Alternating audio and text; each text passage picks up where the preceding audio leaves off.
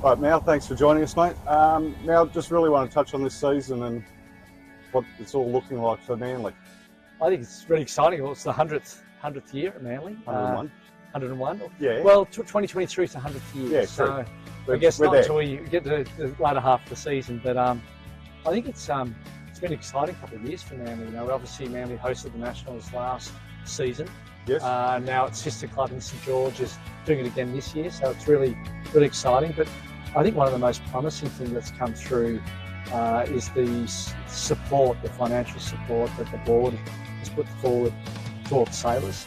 You know, the club's been in a real rebuild phase, you know, in bricks and mortar over the last 10 or so years, and sort of come out the back end of that now, and things are going well, and they're really pushing back into the sale. The exciting thing for me is that not only they're doing it for the 16, because obviously that's the ultimate class that they are supporting, but they're doing it for all the juniors, all that pathway boats. So the Manly juniors flying 11s and 13s are getting support, and to me that's where the exciting numbers have really moved. I think we've got 5 brand new 13-footers coming. Yep. 4 flying 11s. So, you know, we might see the numbers in the 16s just now, but I know I've said this before, I feel like we're on the precipice of something grand. 13s is a great example, and actually last racing weekend, Taylor from Bartley Construction, 13 Bartley Construction, jumped on the 16. And did very well. Did very well. Yep. She was in the top few for a good half the race, and just slipped towards the end, but I tell you what, I think did very well on handicaps. Mal, thanks very much for your time. All the No best worries. for the season, and yeah, cheers, buddy. No worries, and hopefully you're all following him. Imagine signage all year. Yeah, he's jump ship.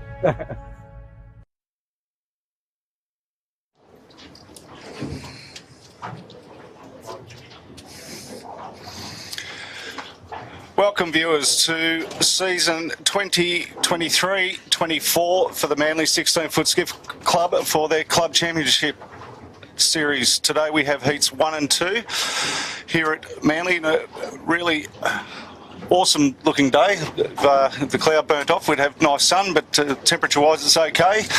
I hope everyone's had a great off season. Joining me in the commentary team today is Andrew Dolly Devola and very good mate of mine, Rob Napper, who's out injured. So welcome aboard, boys. And G'day, Jimmy. G'day. So Rob's out for pretty much so this season, unfortunately.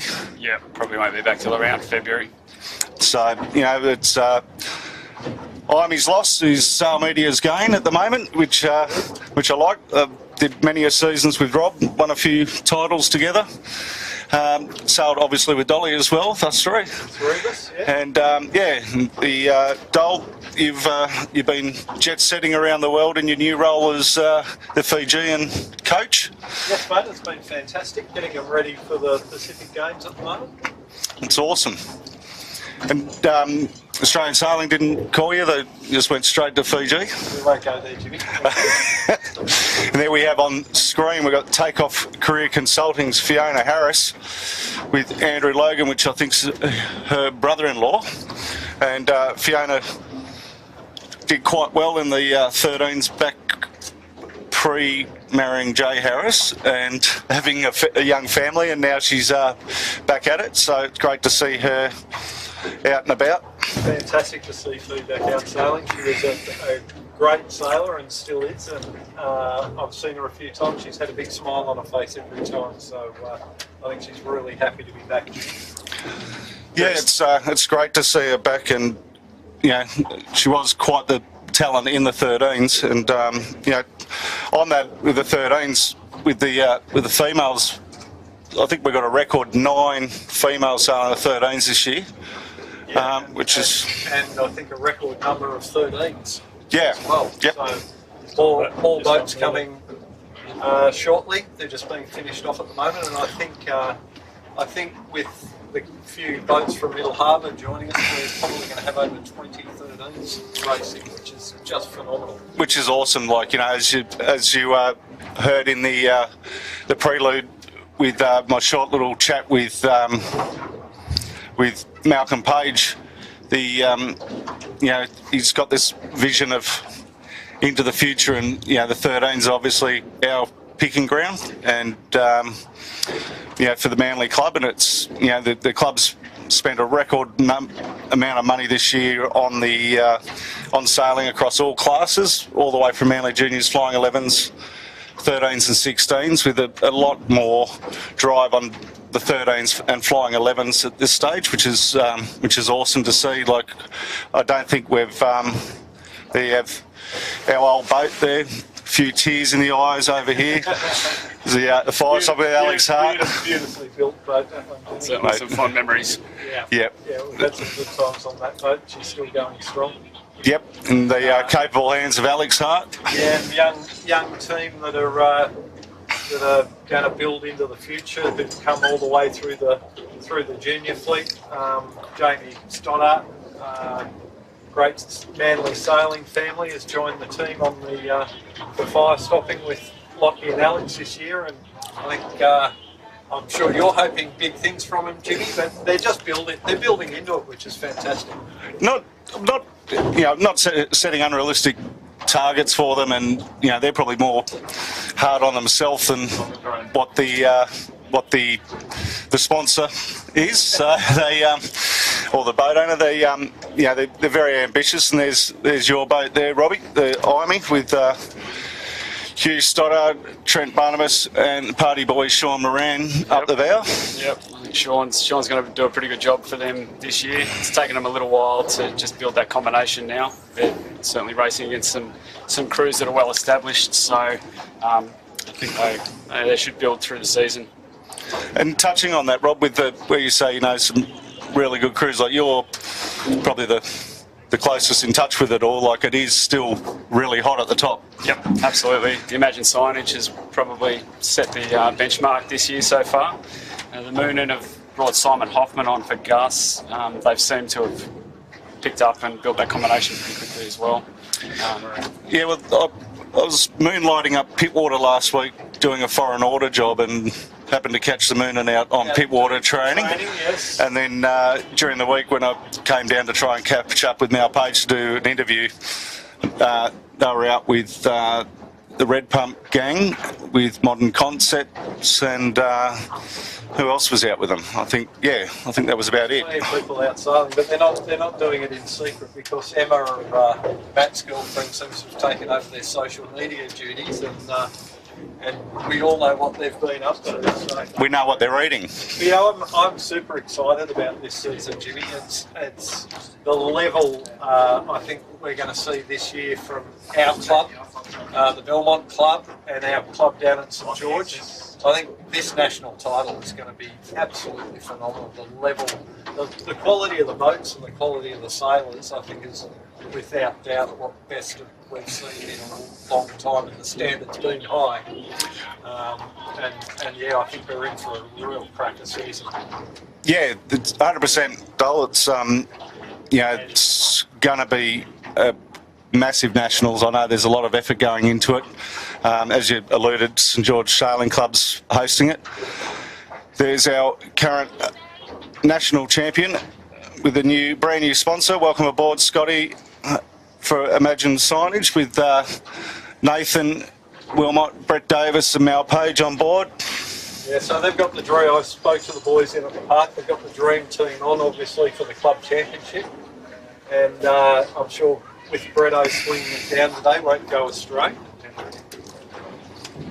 So I'd expect a pretty good battle between them and Moonen today in these conditions. Certainly won't have all their own way. There's plenty of good contenders out there, but what do you think, Rob? I'm expecting those two to step out today. Yep, I'm hoping we'll see some action from the Imey as they build into it. They had another good session on Wednesday with the rest of the boats that were out there. Haven't seen much from Modern Concept Instructions yet either, so they're obviously the crew from the winning state championship team last year, with Jared jumping on the back of the boat. It'll be interesting to see how quickly they can build. And there's the stalwart of the class, Craig Nichols, on the Mighty Typhoon. Good to see you, with mate. Wes Allen and Pete Graham. This is his, I think, 5th race in a skiff. He's quite an accomplished yachtsman, and I know the likes of Ant King and that have been out on the Typhoon with him, putting him through the paces. Is the bit too cold for Craig Nichols to get out in the water at this point in time. But there he is, and he's, what do you reckon, 8mm wetsuit? The three of them pretty decent sized crew too, Jimmy. Yeah, well, Craig's getting used to, you see that short little tiller extension he's got. Yep. He's always steered with two and generally been one of the very few skippers that steers from on trapeze. Yeah. Got rid of the harness. We've got Bruce Savage back on the wire again on the Red Pumps Red steering from wire like he did a couple of years ago. Natalia, is it in the bow? Yes. So she's the lightest in the crew, so she's going to be hiking, and Bruce will be steering from the wire. That's Should what have we're an looking interview. at now. Should have had an interview with Jay Harris before agreeing to that with the fire hose in the face. Yes, yeah, but you know, we'll see how they go today with a bit more pressure. Looks like the breeze is just starting to back off a little bit now. It has gone from the south round to sort of south-southeast now. Yep. As you're looking up the race course there on screen. Yeah, so we're looking up there now. You can see the breeze is just starting to come a little bit more through the heads.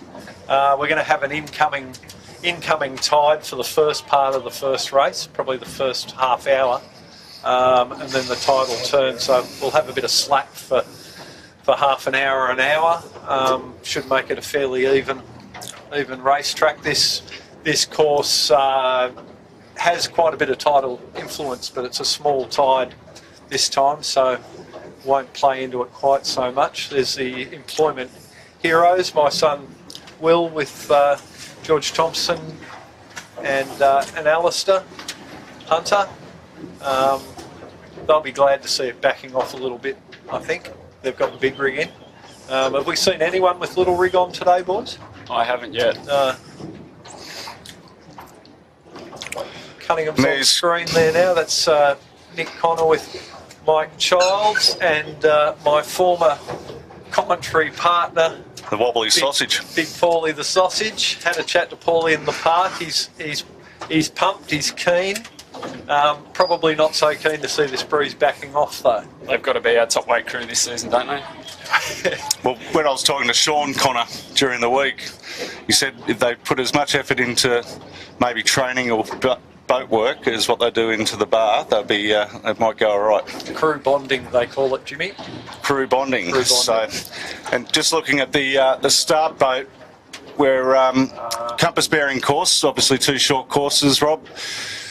3 laps for the 16s, 2 laps for the 13s on a compass bearing of 155. What are you liking? Where are you wanting to go? Like you always, back in the day, had a bit of input. Yeah, I've normally got a plan for this track, but they've put the start a bit further south than they normally would. So you've kind of got two options: is to hook around the boat, take an early tack under Reef Beach into the flat water, and hope you get a bit of south coming off reefing. Or alternatively, you can go sort of middle to pin and try and get a bit of east under Smedley's. But the start line's just a bit further up the track today, so the Reef Beach option isn't really there. Yeah, and but getting a good start's going to be really critical, isn't it? Because you get over to the rocks there at Smedley's and you want to be one of the lead boats going in there because everyone lamps over at the same time and you just cop a whole ton of dirty air, right? Yeah, if you can't cross the fleet, you're in a bit of trouble under there. Yeah, and I don't think you're going to clear Smedley's on starboard tack off the start line. So that means everyone compresses onto that shore, and it could make things a bit interesting. Water calls and lots of screaming. But, they're just sort of having a look there at the moment. We've got Bartley going with a little rig. construction. So they were searching for a forward hand right up to the last minute. So we might have them on forward hand today. No, so yeah, the names there will be incorrect for the forward hand, but they managed to find someone and they're on the water. So that what matters. I think what's ended up happening is Dan Bromelo has moved forward, and Nathan Lilly has come and jumped on the helm. Yep. On the Bartley. They look like our only little rig at this stage. So Nathan's done plenty of steering in the 16, so they should be more than comfortable, but they've decided to go with the little rig anyway, so they're hoping for a bit more pressure. Nice overview looking down, so we've got the start boat in the bottom left of screen there, and that's a view pretty much straight down the start line there now. The new There's about Modern 5 Concepts. minutes, Dol. 5 minutes has just gone. That's the new Modern Concepts 13-foot skiff, freshly on the water. But I think today we've got Tommy Cameron with Daryl Milnham, not Tom Milnham, sailing. So one of the dads jumping on. Tom Milnham is still recovering from a shoulder injury result of the ski season. Seems to be a trend around here, Dol. Yeah, I think a few people might learn a lesson from getting a bit carried away on the slopes in the off-season. There's the Ronston 13-foot skiff on the screen. They're, Zach and Charlie. Yep. So they're two young guys who've come through the Manly Sailing School and Club next door and graduated into the 13 last year. And they've been sailing a lot. So really expecting a lot of improvement, good results from those guys, and they've had Ronston come on board as a sponsor, which is great to see, them supporting youth sailing. No doubt they've got some nice new gear on the boat, help them go a bit quicker hopefully. So the pressure's now on, Rob. Pick the podium. Well, I'm still heavily involved with the Army campaign, so I might leave them off. I don't want to put the mocker on. Yes. The commentator's curse. Yep. I've got to say I've been impressed with what I've seen from the Imagine Signage and the Moonen team so far this year. I was thinking Cunningham's might have been in for a show when the breeze was up, but now it's faded out. Not sure who might round out that podium. Might give them Modern Concepts. Yeah, all four of those I think are. I think that, as we said before, the two standouts I'm sure are going to be Imagine and Moonen. I'd throw Sail Racing into the mix as well. Imey, and yeah, same Rob. I thought Cunningham's when the breeze was up, with Big Sausage swinging it down, and a good combination. I was expecting them to do well, and they no doubt they will still do well. But yeah, I think those top two, and I'll throw Sail Racing into the mix. So we've taken them out of the equation. Jimmy, thoughts? Good mocker. What are your thoughts, Jimmy? Well, you can't go past Imagine Signage in this sort of fluky sort of stuff. It's very hard to go past them. I think after the spying I did up at Pittwater last week, got to have a look at Moonen. And here's a twist for you. I'll even pick a 13. I reckon the Harkin boat will win the 13s. Yeah, they're going well, Heidi and Orlando. And I would think this condition probably suits them too, Jimmy. But there seems to be enough bump out in the middle, like towards where the top mark is going to be, that some of the heavier crews, e.g. Cunningham's, it'll come into their advantage. Yeah, and boat handling plays a big part too. But I think we're actually in the last minute here, so we've only got 34 seconds to go. Our time is a bit out. Our counter is a minute out there on the screen. You can see the boats lining up there. We've got Imey up towards the windward end here, Sail Racing, Imagine, Moonen about halfway down the line. So 10 seconds to go. They'll look a fair way off the line down towards the pin. Yeah, I think we're going to have a clear start here. Craig Nichols probably the most advanced there, but at the moment there's no other flags from the start boat. Fantastic start from the Imey there, Rob, at the boat end. And on the botany access today, Nick Rommel joining them. I think 2006 was the last time he sailed a 16, been over in the UK. And talking about the UK, g'day to Alex Chitman. I know probably nestled into the bar over there, buddy, and watching what's going on. And Pete Chalmers joining us today, and Sail Media is out tomorrow as well for the 18 footers. So Pete's already locked out his weekend. He's one of our avid viewers. Certainly looks like it was a boat end favourite start there. The boats down towards the pin are just starting to rotate up and around the fleet now. Yeah, red pumps, main red pumps have stepped out at the leeward end quite nicely along with fire stopping. But like I was saying before, we're going to compress at the rocks down here and they'll be hailing water and no doubt we'll be tacking, getting a bit of dirty air. But red pumps, good speed, they're stepping out nicely. But Imagine and Ivy at the windward end looking very, very nice, getting through the water nicely. But yeah, red pumps fast and lifting out underneath the fleet. They may be able to sneak attack in down there. What do you think, Rob and Frost?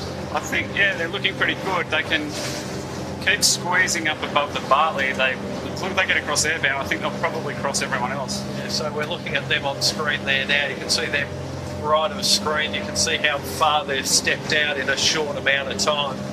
Yeah, really rotated up around the front of the rest of the pack that was tucked in behind them. Tyler really revels in these conditions too. No one picked him on the podium, so that's why he should get going, right? You'll get the bullet. We haven't put the mocker on him, Jimmy. So but yeah, now they're starting to knock a bit, getting a bit softer. So we'll be seeing them tacking around soon. They're just on the right of your screen there now. Looking down, that's them. That's just tacked. And they're not going to cross Imagine signs, I don't think. Put the blinkers on, think heavy and go for it, would you? Yeah, that's what they're doing. They've just got across. So, first blood to red pumps. Looking at them there now, boat's nice and flat. They've got the boat driving fast. They're sailing a fairly free amount of height, just keeping the speed in the boat. It's quite sloppy out here now, so need to keep the boats moving quickly, and the further we get up the course, the sloppier it's going to get. Quite a decent chop and a bit of swell. So with that in mind, explain to the viewers, Dole, gear changes and things like that. When we say gear changes, we mean like the things like the boom vang, the Cunningham, jib settings, things like that. Like how much changing is going on? Like, you know, it's just a buffet in the middle pulling one rope. So yeah, these days, as you guys would be aware, the skippers really playing the controls a lot, playing the Cunningham eye a lot, especially downhaul on the mainsail, layman's terms. So almost playing the Cunningham like you're playing the main sheet. It allows the sheet hand to do less work and less drag because the boom's not going in and out. Once again, playing with the vang just to keep the boat freed up. Red pumps going into attack. They want to get back over to this left-hand side of the course. Certainly the side of the course I'd be looking at sailing today, I think. But probably more just covering off on the opposition as well. And off the back of that, Rob, the jib setting from side to side, how different do you do it, like when you're going into the swell versus going across the swell? Probably not the settings so much, it's more how much you work it, whether you ease it, depending if you're running into the swell or across the swells. Certainly a little pop of the head sail will just get the bow out of the water and get the boat moving through the water again. So very vital in these sort of lighter, lumpier conditions. Yeah, all about keeping your boat speed going. As soon as you stall up in this sort of lump, it takes a little while to get the boat going again, doesn't it, Rob? Absolutely. So that's a great shot looking down. And you know, we're talking about those rig settings. When we get these overhead shots, you can see the twist in the sails. Not trying to choke them up too much in these conditions. You don't want to have too tight a leeches and choking, eventually essentially choking the sails, just keeping that flow going. Yeah, these guys are certainly looking for more power now as well. I saw Nathan just jump in and stomp that board down just to try and generate a bit more power. And I noticed, Rob, some of the boats have centreboard lifters now. Yeah, we haven't. We've never run with one. I think it's a concept that we actually discussed with the fire stopping campaign Many years ago. A long while ago. So we never did it though. I see some huge advantages to it.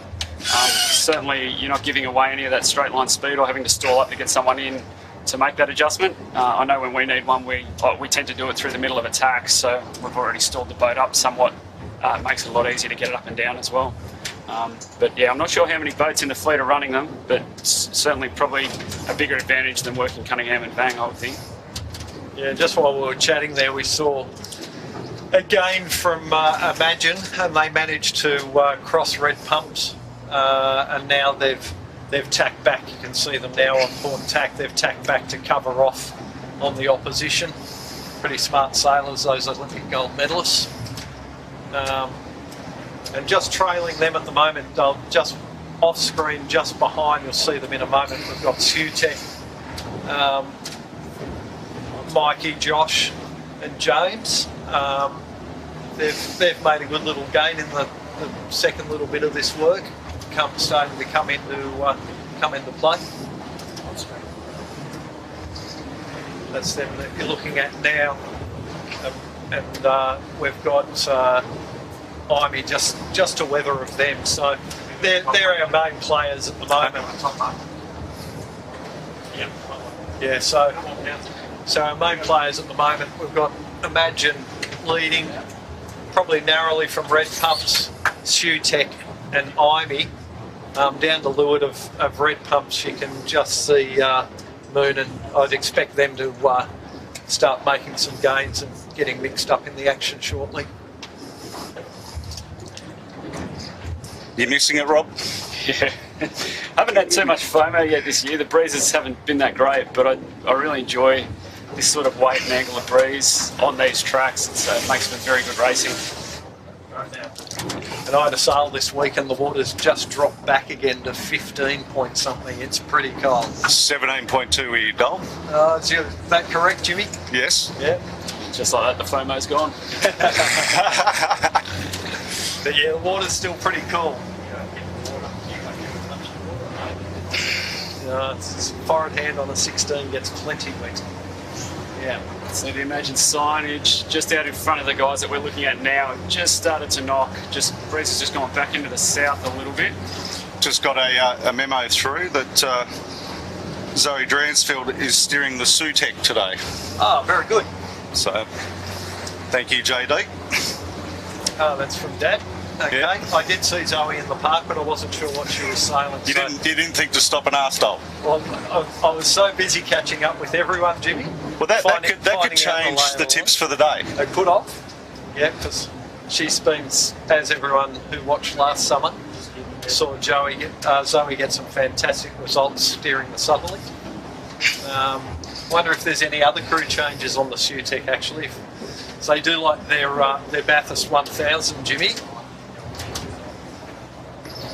And g'day to Nipper, I believe he's tuned in and watching.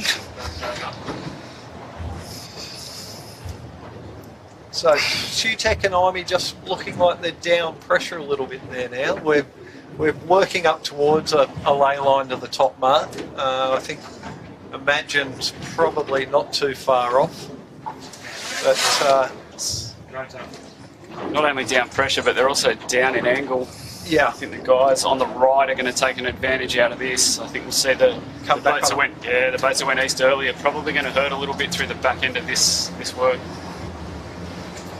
Yeah, well, red pumps, you can see there now, they were high on start, but the further they've come across, they've started to head a bit again. So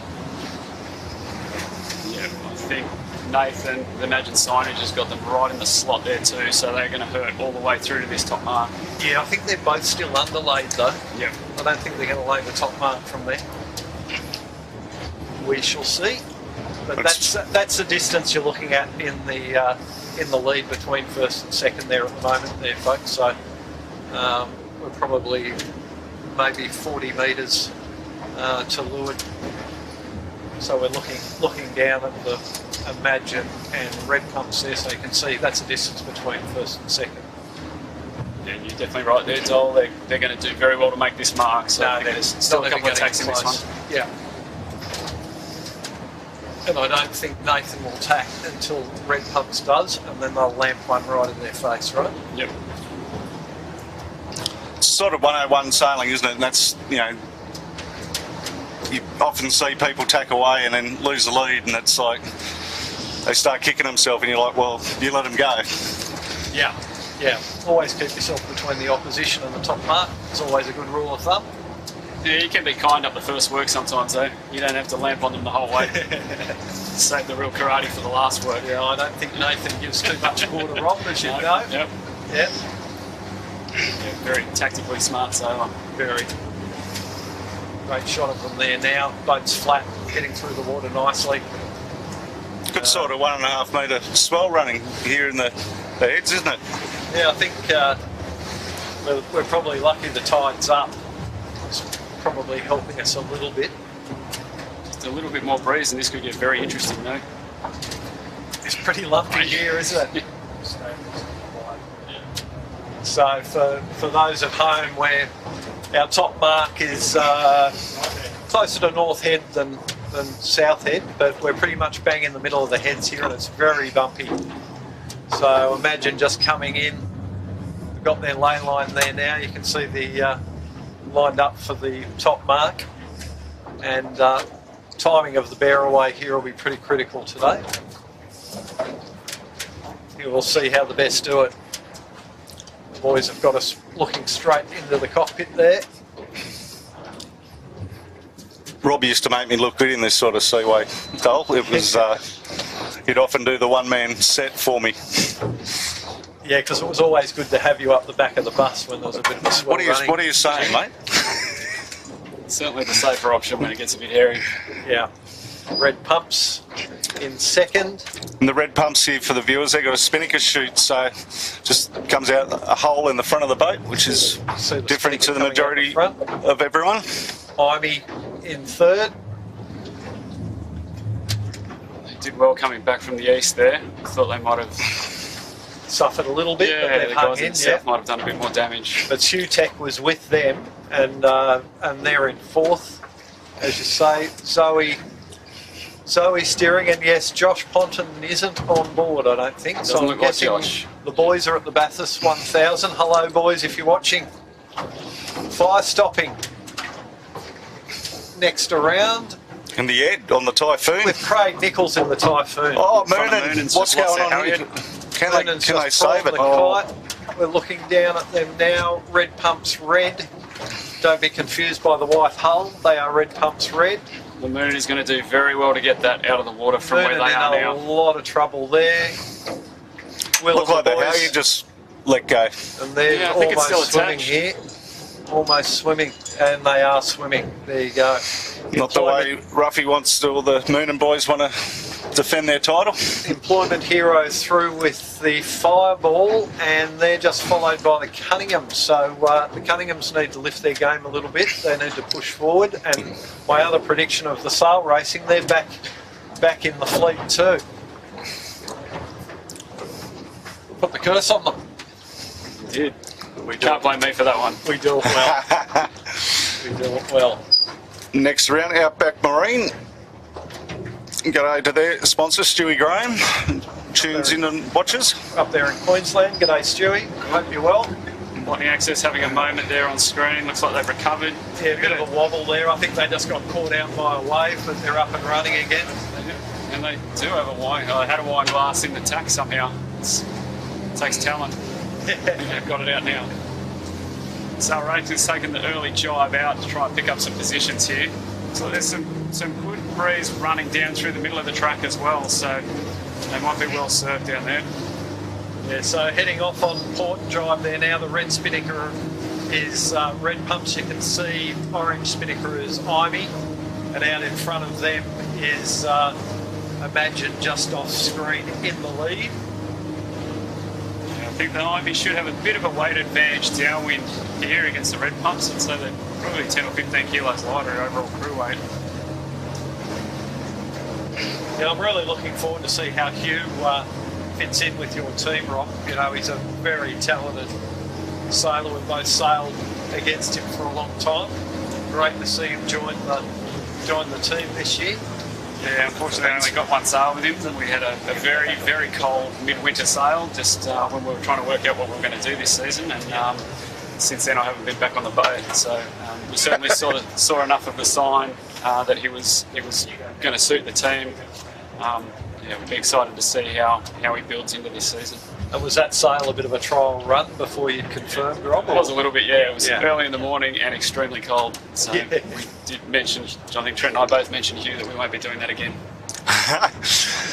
So, guys, what we might do, we'll let the 16s go down there on a 3-lapper. We'll jump on the 13s for a little bit, and then when they cross back over, we'll let the 13s go and take the 16s and stick back with them just to give the 13s a bit of love. 13s a bit of exposure, that'd be great, Jimmy. Takeoff is a boat there that we're looking at there at the moment, number 12. They're currently in maybe 4th spot. So up course a little bit there now. You can see that's the botany scaffold, my girls. Just coming back on starboard now. Out in front we've got Fluid, and who have we got down the bottom there, Rob? I can't quite make them out. It's QED, and I can't make out the other one. They don't have any signage. Okay, we just went past Bartley and Botany Scaff on the screen there. Dolly, you've struck again. Fee off screen, so number 44. Man overboard. That's Andrew de Montfort and Jake Bentley. So that's actually Jake Bentley and John de Montfort today. Oh, that young John de Montfort jumping back in. Yeah. So that's another dad who's jumped on board. So you put the mocker on Fiona back there, Dol. Sorry about that, Fee. Great that we've got the split screen there at the moment. So we're looking at Fluid building there. So that's Don Rollinson and Liam Karunaratne, you can see on trapeze there. Expecting those two to be big players in the 13s this year. They had moments of brilliance last year, Dol, and they're getting better and better as they learn the boat, I guess. Yeah. You know, they've come through the junior fleet at Manly, jumped into a 13, and maybe starting to take things seriously, which is a big call for Donald. He loves his sailing and he loves having a good time doing it. So I think that's key. That if they're having fun, they keep coming back, right? Well, that's what we're wanting. Is obviously more kids and people into sailing, and we've got the Manly 16-foot Skiff Club as a very ambitious target of plenty of 16s, and to get that we need plenty of juniors. So they're definitely the sort of young guys and girls who are going to stay with their sailing, and they'll end up in a 16 for sure, Jimmy. There you go. The first skiffs are around the 16-foot skiffs are around the bottom mark, and Sutek second around the bottom mark, and close, and breathing down the neck. Yeah. So great work there by Zoe and the team. So Firestopping's made some good gains as well. Yep. And the employment hero. So Josh, I hope you're enjoying Bathurst, because you might as well move there. So we had red pumps. Both red pumps and employment hero, they're taking that left-hand mark. The bulk of the boats seem to be taking the right-hand mark. The left-hand mark actually looks pretty good. And in the 13s, 44, first around. So it's AWOL, followed by QED, which is Dave Tolk and Alex Baldy. So they came through the junior classes at Avalon, and then moved to Manly to sail the 13s. No, just come on up. Just pick the 13s up. Yeah, so Jake and Demo in front there. Fluid are rounding in third on the screen there now. That's Donnie and Liam. Don't call him young Donnie, Jimmy? I'll just do it just to stir him up. I know you will. Fantastic. It's a very nice set from those boys. It's quite an ugly seaway for the 13s as well. Be the top of the tide, Robbie, so Yeah. It is now, yeah. Yep, we'd be next, pretty close. next Bartley's round is on a going to very be tight Bartley lay here. Constructions. We got him on camera. We'll catch him out. Don't hit Nicely that done. mark. Very nicely done.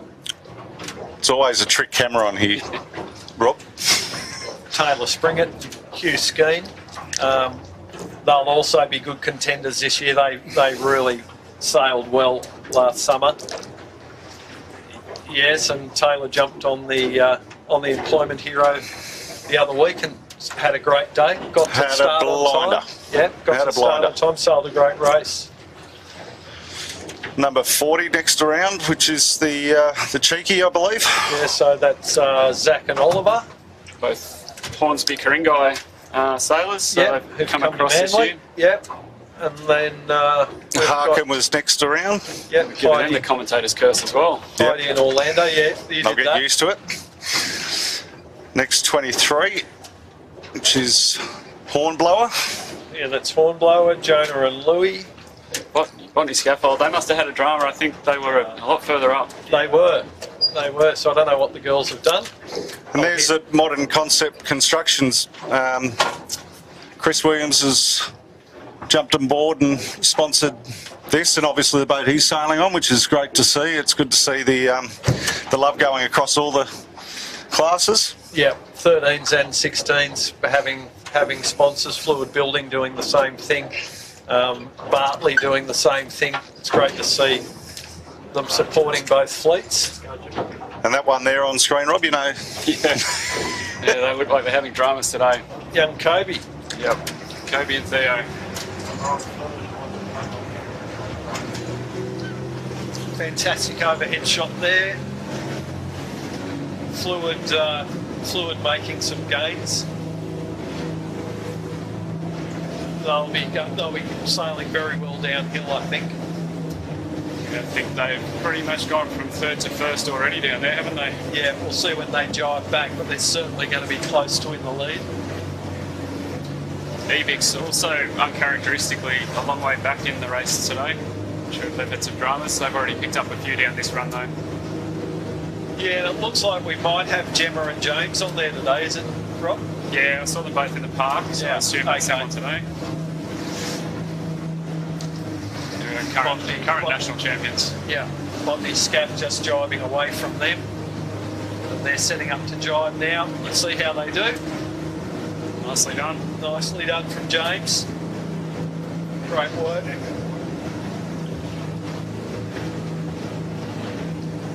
Botany Scaffold there with Bella and Sophie. They're really keen to have a go this summer. They're just getting their HSC out of the way in the next few weeks, and they'll probably do a bit more sailing, get back into the swing of summer. Great shots we're seeing there. So looking at Evix there, getting through the water nicely, and I think in a lap's time we'll see they'll make some gains. It's Bartley. We're just making our way while we're looking at the 13s here. You'll start to see the 16s come back into view. Coming into your screen in a moment. It's the 16s now.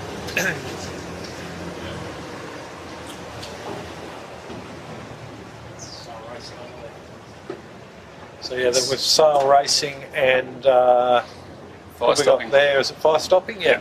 So good game from the fire stopping team there. Make you happy, Jimmy? mate, they always make me happy. Yeah. Still got Imagine in the lead. He's well in control of this one at the moment. He had a few of those lighter crews nipping at his heels around those two bottom marks, but he's managed to step away and keep the fleet where he wants them. So he's certainly controlling what he can control here. Yeah. Yeah, he's got himself in a good position where he's got his opposition locked where he wants them. They're all coming a little bit further left just to try and find some clear air. you'll see, and just as I say that, he doesn't want them to do that, so he's taken a tack back to cover off on them. I think he's probably seen the big move of Sail Racing. They're right back into the in the mix here. They're just off screen to the right of screen, but yeah, they've come right back through the fleet. Yeah. And you know, Imey's got the hammer down. There's no issue there. So, you happy with the new boat, Rob? Yeah, absolutely. It took us. We got it very late in the season, just prior to the Nationals last year. So still had a few teething problems, and it just took us a little while to work it out. We never really got our settings quite dialed in, but the guys were out with Baz this week, and they seem to have worked out where those settings should be sitting, and the boat feels pretty good. Bang on now, is it? Bang on. Bang on. Bang on, Baz. G'day to Baz and Lisa. I know that they're watching at home. Baz was down weaving his magic in the park earlier. And there's Sail Racing, as I was saying. Really come back into it, haven't they, Jimmy? Incredible. Second last to second, maybe third.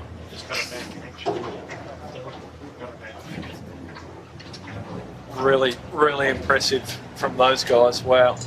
Not surprising though, they've been doing this for a long time. They have picked up a state championship, and although they don't do a lot of sailing, whenever they turn up, they are extremely competitive.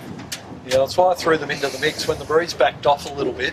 I knew that, I thought, until they got to the top mark that first time, that they'd be in the mix, and here they are. They're back into it. On screen there now, we've got the fire stopping boys, Alex, Lockie and Jamie, about to show us how to tack 101. Sitting quite nicely in this race. I think Nicely done there, boys. I think they'll just be looking for a bit more consistency this year, won't they, Jimmy? Yeah, well, with Sam joining the team, Jamie, sorry, they're really like just getting that click going now. It's been, they've had a bit of bad luck in one of the races. When was that? Not that long ago, and they've snapped the spinnaker pole clean off the front of the boat. If we're just off camera here, it looks like we must have had a course change at the bottom that we've missed. And so did Imey. Imey, Imagine Signage. Everyone. Pretty much everyone has overlaid this mark. So Sail Racing have gone from second last to first in this race now. They're the only ones that picked up the new mark. Anyone that's gone east has missed the change of course. And Sutek in second, Red Pumps third, Imagine Signage fourth at this mark. So yeah, Imey, Fire Stopping, Employment Hero, Red Pumps Red, all overlaying this mark now. And they've unfortunately given up quite a bit of ground on... Plenty of ground. Yeah, on boats that were behind them. But yeah, Imagine Signs probably cop the worst of that deal. Well, and Imey as well. I think they were well east. Yeah. Yeah, they sailed a lot further than they needed to. But position-wise, yeah, both Imey and Imagine really copped it. Just looking down there now, so that's Red Pumps Red and Employment Hero getting around the mark here. Both just trying to get away, struggling a little bit. That quick tack into barroway combination is a very tricky manoeuvre. Especially for Bruce jumping out on the wire to try and get that barroway done. Yeah. I'm just wondering whether the sound signals down the bottom mark were loud enough or anything, because it's not one or two have missed the course change, it's half the fleet. Yeah. So, and even the boats that we're looking at that are back in the fleet, they haven't looked up course and seen where the lead boats have gone because they've all overlaid. We'll get on trucking down to the bottom mark. Just for the Moonen fans, they're probably still 50 metres off the top mark, so they are unlikely to figure in this race. And it's a club championship. That won't be what they'd be wanting, that's for sure. Not an ideal start. No. We had one of them, Rob, where we ballsed up in the first one and everything had to count from then on. I think I was reminded 3 or 4 times each work of each club championship after that by someone on board. Wouldn't be me. Let's say an elephant never forgets. So you can just see on port jibe going across the boats there, you can see Sail Racing and Shutech currently first and second. They're just going past Contemporary Pools, who look like they might be heading back to the club. They're in some sort over near Reef Beach, Dole. Okay. With Spinnaker up and very close to the rocks, so Right. hopefully everything's okay on board Contemporary Pools. Yeah, it looks like they're either heading back to the club or they'll be waiting for the start of the next race. I suspect going back to the club. And the club's really got behind the live stream this year, guys, and they're showing it in the club on the screens with the audio going. So, Yep. you know, showing it both here and down at St George, which is great. So viewers at home, you don't have to stay at home and watch. You can come down to the Skiff Club, enjoy a cold beverage and some lunch. And every now and then stick your head out the window and see it live at the same time. Nothing better, right? Well, these are the boats approaching the gate at the bottom now. Sail Racing just going down, and we're about to see Shutech drop their kite on screen there now. Looks like they're going to take the left-hand mark. Sail Racing took the right-hand mark. And then red pumps, you can see they're going to jibe drop. Nice and easy with the spinnaker chute. In it goes. Very late drop. Signage coming in just slightly hot on this right-hand mark. I think they changed which mark they like there, Rob. Yeah. Now it's more than up for that task though. And I'd have to say a bit of a gain from the IMI here from where they were at that top mark, eh, Rob? Yeah. Yeah, they've done well to get back down where they are now. Very well. Did you leave your notes on board, jibe drop? That's always been my preferred option. Well, the advantage of the jibe drop and taking that left-hand mark is you've got a clean set at the top, right? Correct. Yeah. Clean set, and it's all in front of you when you go to drop it. You don't have to pull it around the front. So Yeah. Little port and starboard coming into the bottom there with Cunningham's and the fire stopping. You'll see the Cunningham's there now taking the left mark while the fire stopping's taking the right. late drop on the fire stopping, just Yeah. off to our left. Just Nicely done, they're getting it away. making Jamie earn his keep. It's in the manual for that boat, late drops, you know that. On the screen there now is the employment hero. They're going to jibe and go for that right-hand mark as well.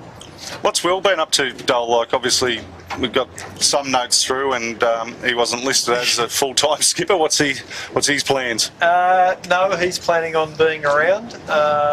They're just having a horrible drop here at the moment. They're going to get that in pretty quick here. They're in all sorts of trouble. Yeah.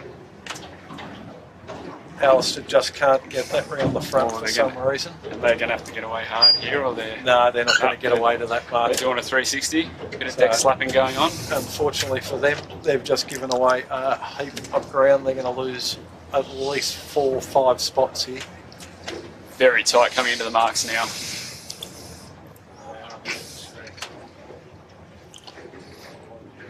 Now they've got to try and That white weave their spinnaker way. is... It's Outback Marine, just coming around in front of Botany Access, and Red Pump's red, and Typhoon went around at the other mark with Shebang, Altus and Moonen on the move. They're just going to run out of runway, unfortunately, for this first race for them. So I'm sure they'll come back angry and ready for the next. I know who's going to be angry. Not poorly. This young bloke Will Devola here, he's just gone from a good position to giving up about 8 spots there. He's not going to be happy. But it's how like in this short race format, it just proves how just such a small mistake is so costly. They've still got the tack hanging out there. I don't think their dramas are over yet if they don't sort that out pretty soon. If that catches, they're in all sorts of trouble. There you go, you can see it on screen there now. If that bit of spinnaker catches just enough water and drags the spinnaker out of the bag, You come to a stop pretty quick. real quick. That's the biggest yellow sea anchor you'll ever see. They'll tack over now. They'll get a chance to tidy it up.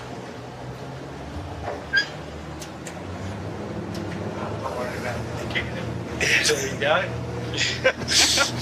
But yeah, no, Will's planning on hanging around this summer.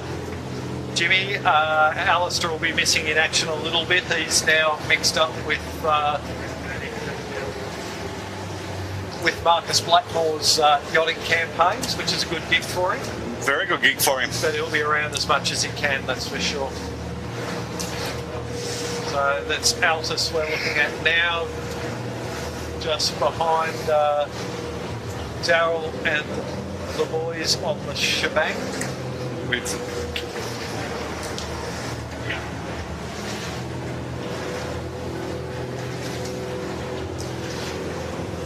Julian Leiderman steering the shebang today. Oh, yes, too, sorry. Jews. Apologies, Daryl's on the 13, isn't he? Yeah. Yep. So, There's and, the, 5 all on screen making their way to the bottom. They must have got into a bit of strife somewhere on the track as well, because they're still on their way to the bottom mark. So they might have had a little bit of a swim. Yeah, I don't think they've been that far back without a swim. No. This course lends itself to you to stub your toe on the jibe, doesn't it? Like, I remember plenty of times where we come in at Kilbourne Towers and you're just going, just get the hell in, just get the hell in, it's just runway to that point just comes so quickly to the end. And you're often forced to jibe when you don't want to. Yeah. You're looking for a flat bit of water, you're looking for a bit of pressure, but you've just got to go. You don't have a choice. I don't really remember you being that nice to us two, Dol. You just spun the wheel wherever. Ready or not? Yeah, I think that was the call. Yeah. If we haven't got that. I'm quite surprised. Some of these boats are still banging quite a long way to the left here, aren't they? Yeah. But the top mark is where it was on that last lap. Breeze has rotated a little bit back to the south. There's Cunningham's Nick Connor with Paul McKenzie, who I think he'd been banging out last year with us, sort of got him a bit eager to get back into it.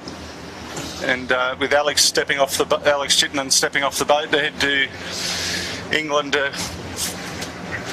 to enjoy his wonderful new job. Like, how's this for a job? He works in a bar, right, where you get to drink with the clients. Okay. It's like some taste testing thing, and I'm just like, mate. I reckon Alex would excel at that. Alex is excelling at it. So the chances of Alex coming back are slim to virtually nil. So, he'd be missing his sailing, that's for sure. yeah, he's missing it, but I think he found his dream job and he's happy. He might have his dream job, but I'm sure he's watching and he'd be going, geez, I'd love to be out on the skiff today. And in the 13s, we have got a lead change. Just for the people following the 13s, is the Harkin is in the lead from Fluid. Well, you did pick it, They have come back from a long way back that first time around the top mark. haven't they? Yeah.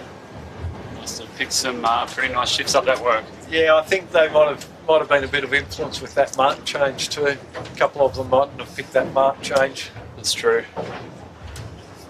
Just how costly that was for some boats, it's just incredible. Yeah, a bit of a shame really, but if they were notified at the bottom and didn't pick up on it, then that's the way it goes. Imee had a little bit of a scrappy tack back there, but they've got back in the groove. Now they're looking comfortable, as you can see there. Boat's flat and getting through the water nicely. Quite a bit of main twist there, Rob. Yeah. Quite open in the ledge. Yeah, I think Hugh's still trying to work this setup out. They're out during the week with their little rig in. I think they're still trying to get their numbers set up on this big rig. Yeah. Finding their way. Yeah. See that. Ebix has made their way through the fleet as well. Yeah, I think you'll find I'll probably end up third there, right? So we've got Sail Racing in the lead, still closely followed by Red Pumps and Sutek in third. So I would expect that Sail Racing are going to hang on to this lead and make me look good with my predictions. Should have put a 20 on it. Just off screen, we've had Sutek roll straight over the top of Red Pumps. Yeah, Red Pumps seem to have some sort of problem here. We have a look at them. I think they've lost their portside sheet. They're trying to trim it from the windward side. So I don't know if that's snapped or if it's It looks like it has snapped, like about 3 metres. Yep, that's not going to be fast. It always worries me with, you know, the current technology of people using splices and dog bones and stuff. Sometimes you can get a bit of a rag, bit of a flap on the kite, and those little splices, dog bones, can come out. I've seen it happen before. I've never seen a bowline come undone. Any of those soft shackles that aren't under tension for the whole race always concern me. Really risky. I tend to tape them. I don't know about you guys, but yeah, use the soft shackle, but I always put a bit of electrical tape on it just to be sure. Yeah, I'm a traditionalist, I just run with the bowline normally. Yeah. So imagine signage up into third now. Got through underneath the Red Pumps. Yeah, well, Red Pumps are going to really struggle. They'll be right once they jibe, but they've got to get to this jibe in reasonable shape. Because I can see they do have a sheet on the starboard side for pull jibe. Sorry to the Red Pumps fans out there. It's been a bit of a day of mixed fortunes for everyone, hasn't it? Except for us, we're out here on beautiful Sydney Harbour. We picked every shift. We are loving life, Timmy.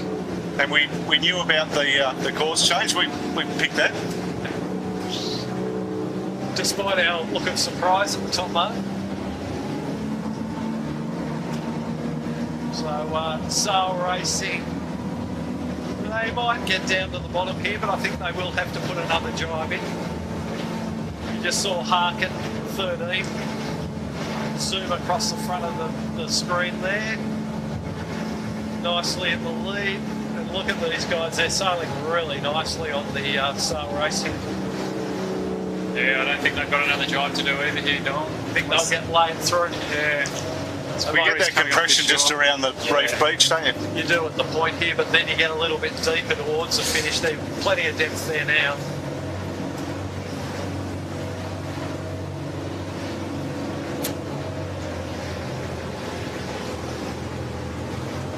Vision from both angles there, above and below. About 100 metres to go here to the finish. Looking very settled, zero risk, nice and back in the boat. No chance of putting the bow down.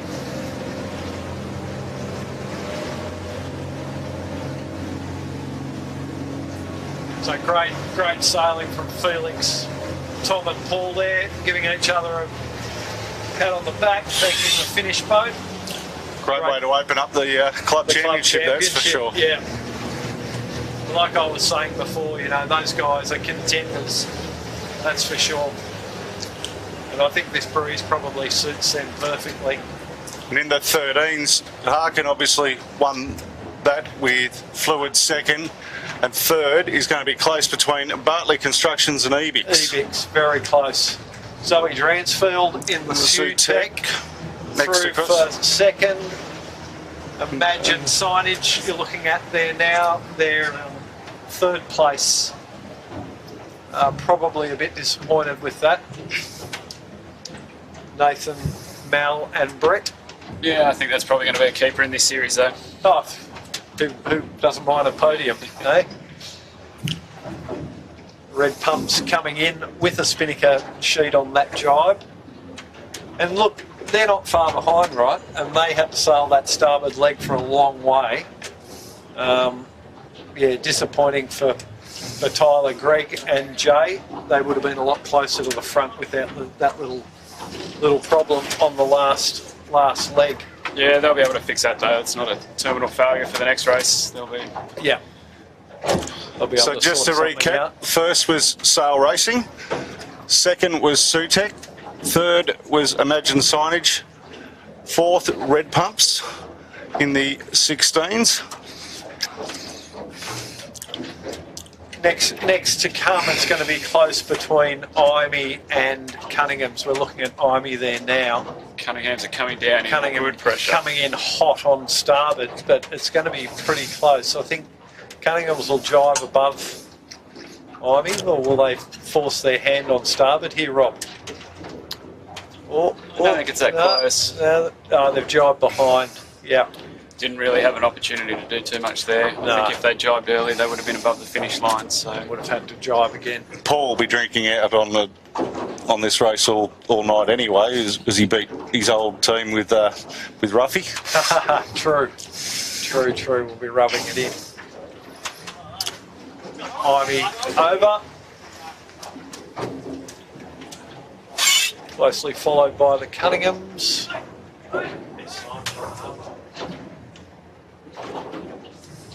Great shot there, looking at them. Kite comes down after the finish, fire stopping, jibing onto port for a lay through to the finish. They'll be happy with that. That's a keeper for them. Good result for them, Jimmy. Fantastic. And they did lose a fair bit with that top mark. They did. They were one of the boats who Repositioning. were overlaid. So they too could have been a bit closer. But that's a solid effort for the first heat of the club championship. Get some runs on the board.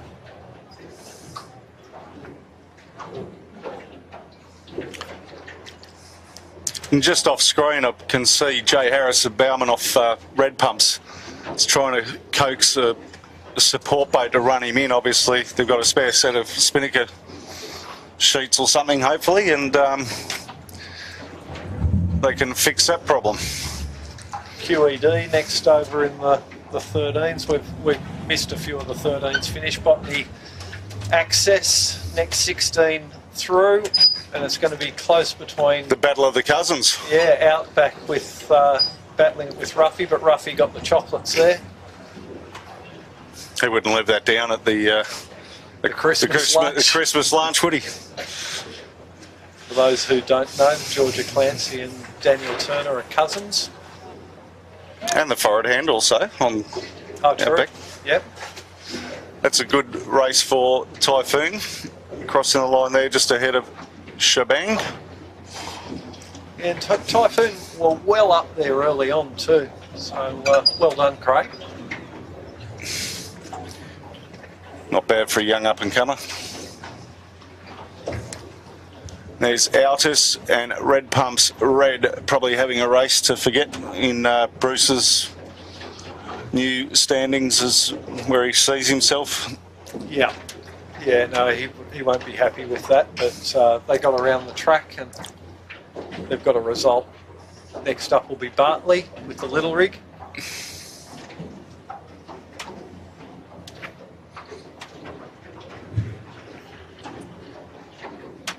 And they will be followed by, what have we got here? Nozomi maybe? Oh no, the Southerly. Now I don't know, I think we've got Matt and Steve Polehead on today. No, we don't. Who's steering? That's not looks like Chad Chad. Beebe. That's Chad for sure. Chad, Steve, and I'm not sure who's on the sheet.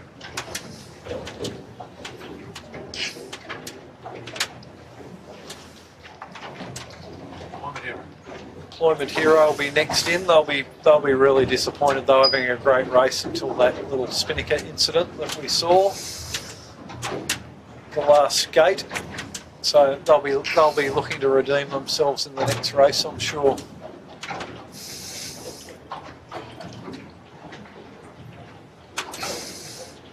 Is Will normally good at coming back after something like that? Dole like puts it behind him and gets on with it? Well, yeah, he gets angry.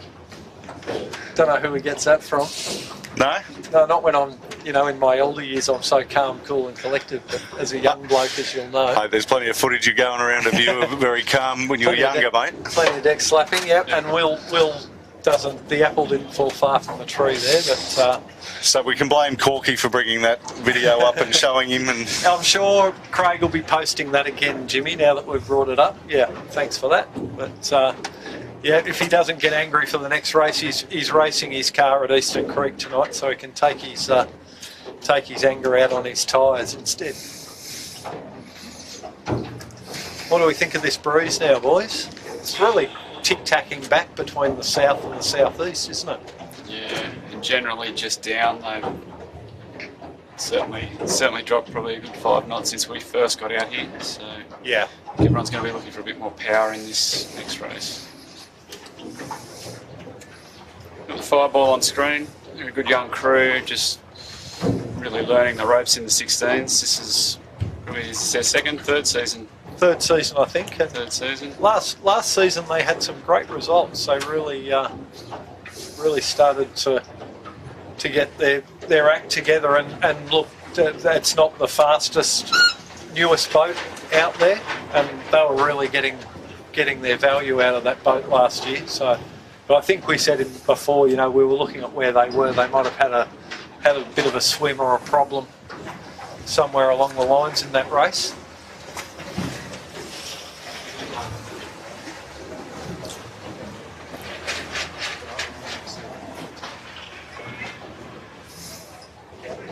Yeah, modern concept constructions there. They have finished. They're just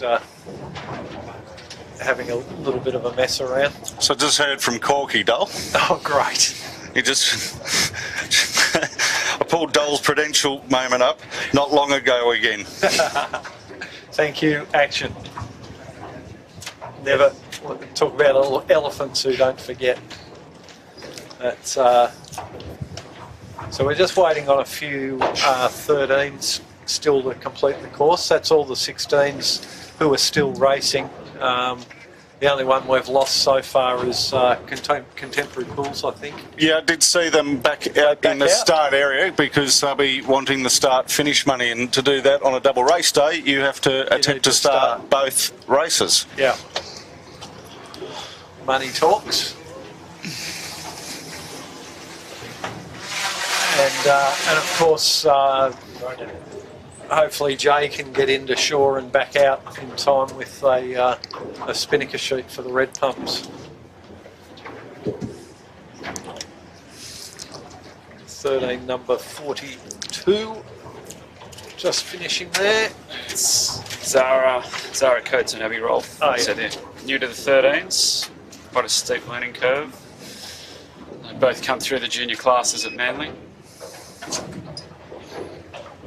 Like looking at the 13 list, like a lot of them have stepped up from the juniors and stepping on through in the pathway that Manly set out, which is good to see. And you know, it is quite a steep learning curve. And you know, I know your young blokes, Rob, are in, and Ash he'll steer anything. He's like a little madman, so he's taking that on.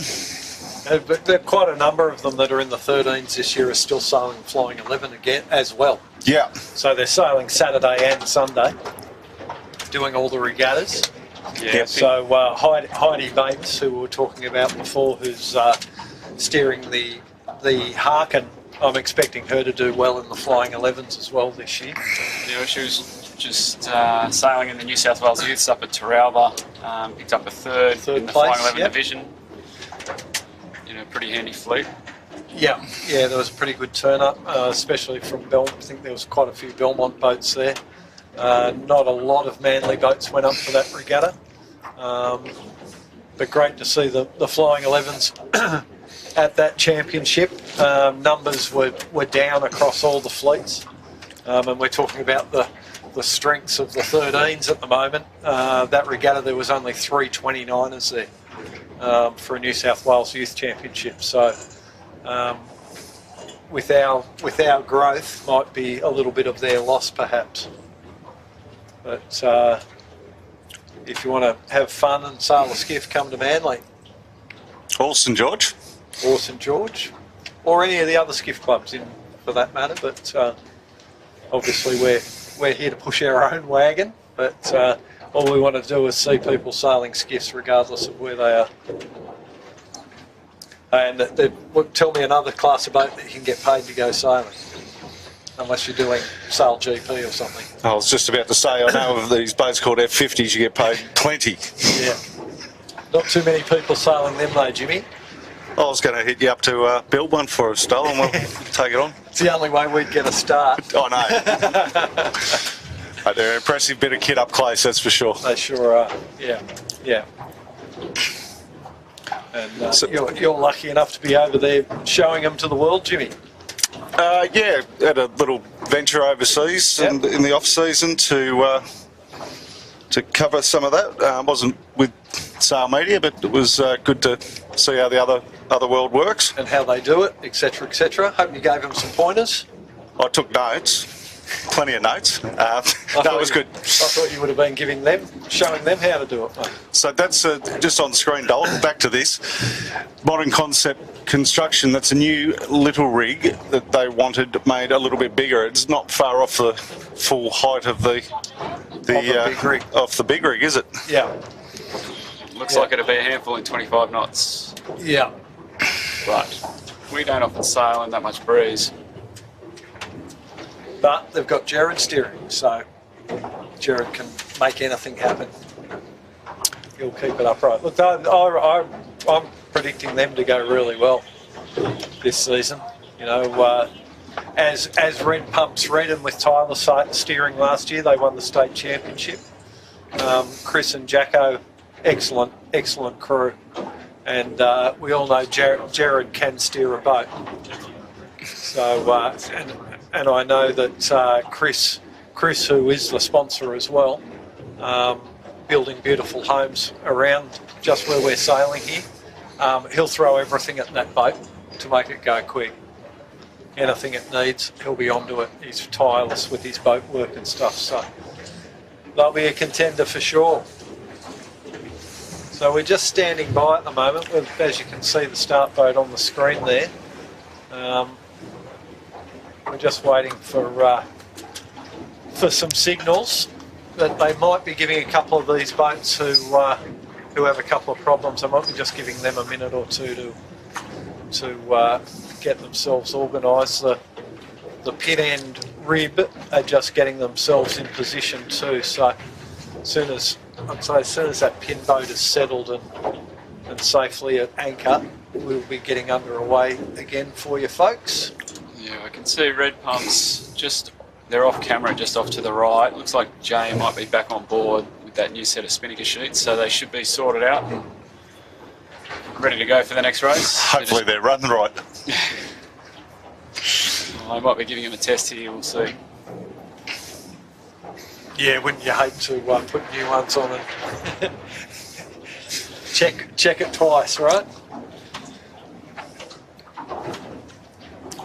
Make sure everything's right.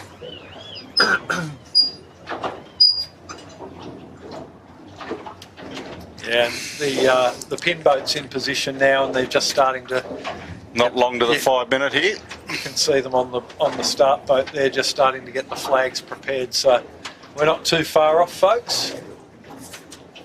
Just to confirm, I saw the Sutek just off screen as well. Looks like their crew. So they've got Zoe Dransfield steering. It looks like Will Darkerville on the chute, and James Luira Fernandez is the only normal crew Usual on one today. in the bow.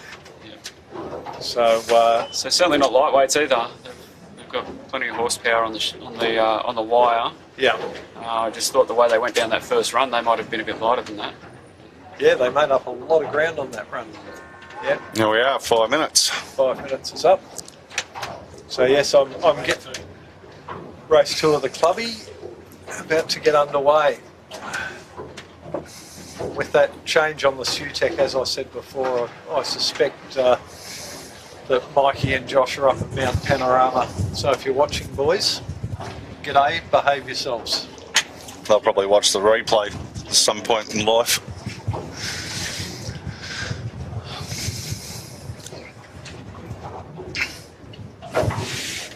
So with the form guide from the first race, boys, and knowing there's going to be some angry people, who are our thoughts for race 2? I expect the Moonen to bounce back pretty strong. I think Nathan will be pretty hungry again. He did leave some points on the track in that one. Yeah. And he did have the race pretty well under control until they missed that mark change. Yeah, still there was enough time for them to get back into it. Yeah. And they sort of held station, so... but yeah, I think pretty much what we thought from the last race. I think those predictions sort of carry across for the next race. The pressure has changed a bit. I'm expecting it to be a little bit shifty. The tide will now be going out. Has a bit of influence on this racetrack, especially when they get up towards the top end of the course. Quite a bit of flow coming out of Middle Harbour, a lot of water to come out of a small space. So you won't want to be getting too far left because the current will be carrying you up over that ley line. I like what we've seen from Red Pumps in that first race. Like young Tyler, you know, as you guys know probably better than me because around him in the junior ranks, you know, he's quite a little weapon of a skipper. Yeah. No, I coached Tyler right through that, and all the Dransfield kids through their junior sailing, and such a talented family and determined. You know, they're hungry. That's for sure. Yeah, Tyler's certainly not scared to back himself either. He's only young. He's got a very experienced crew in front of him, but he'll quite happily tell them what to do if he thinks that's going to be the right thing. So yeah, great start from them in the last race, and they led out and put themselves in a good position. Just that spinnaker problem was quite costly for them. Otherwise, I think they probably would have podiumed. So You can't go past sail racing though for this one, surely. Like, yeah, in this breeze, but I honestly think with what went down in the last race, I think we'll see Imagine and Moonen both pretty hungry for a good result in this race. Well, Ruffy's got nothing to lose now, right? He's got to go for it. Yeah, the sail racing were very deep though, so they must be going quick through the They're water. going quick, no doubt, Rob. And they were smart. They put the boat in the right position. They weren't one of the boats who overlaid badly. So maybe they did see the signals. Maybe they had their eyes out of the boat more than everyone else. So we're just coming up to a minute. And here's the wild card, I reckon. Modern Concept Constructions with breeze kicking just a little bit with that tall second rig. Yeah, I still think you need. I'm thinking for a podium though, Dole. For a podium, okay, Jimmy. Well, now that you've put the curse on them, they'll be opens. Oh, it's good. I'll sort that out. I'll sort that out with Jared later on. Drop out to 5 knots and they'll be nowhere. Just on 30 seconds. But yeah, new team finding their feet too. Red Pumps are going to try and own the pin here. No one's too advanced. Ed's probably the closest to the line at the moment. Typhoon. Well, Ed got a great start that last start. He's going to try his hand again by the looks. Yep. Red Pumps red at the top end. Imagine and Sail Racing all at the top end. They're going to be a little late to this start to get Individual. that boat end. Individual. Fire stopping or Red Pumps?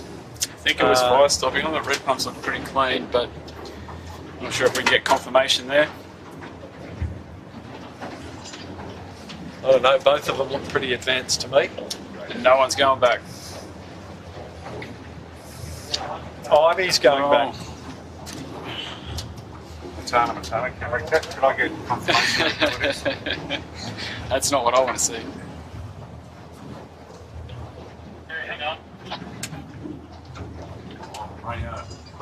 So we're just trying to get confirmation from the committee vote.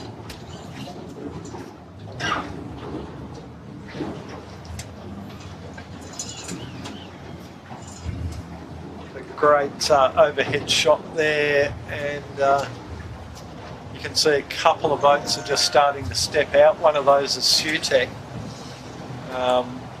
Zoe having a great start, and first leg. Moonen also looking good, and Imagine. They all started at the boat end, and we've had a little bit of a right rotation in the breeze, a little more south. Go ahead. And they're benefiting from that high starboard tack. Modern Concept Constructions, Jimmy's tip. They're in good shape as well, just to leeward of those lead boats, but there is quite a right-hand shift, which isn't going to help the boats who are a bit deeper that started at pin end. Yeah, the boats on that eastern shore just didn't get the rotation around the fleet that you normally get. They're all going to be sort of back in the behind 10th into the early teens, I think. They've got a bit of work to do now. We got any word, Jimmy? Well, I've tried radioing them and I've been told we don't want to broadcast it, so they're going to text it to me. Okay. But there was 3 boats, so... Right. Well, perhaps Imey may have been one of them. They have gone back, but my 2 picks were both red pumps and fire stopping. From yep. Where I was, from the view that I had at the start.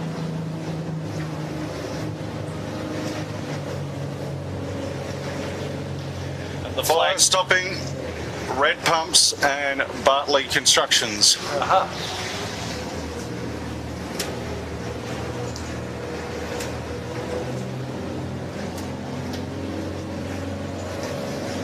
So sorry folks, none of those fans of those 3 teams, and none of those boats are returning to the start at this point in time. Almost too late to return, isn't it? It will be now, yep. Yeah, but you know, for my money, red pumps and fire stopping were both clearly stepped out. They should have looked around them and gone, well,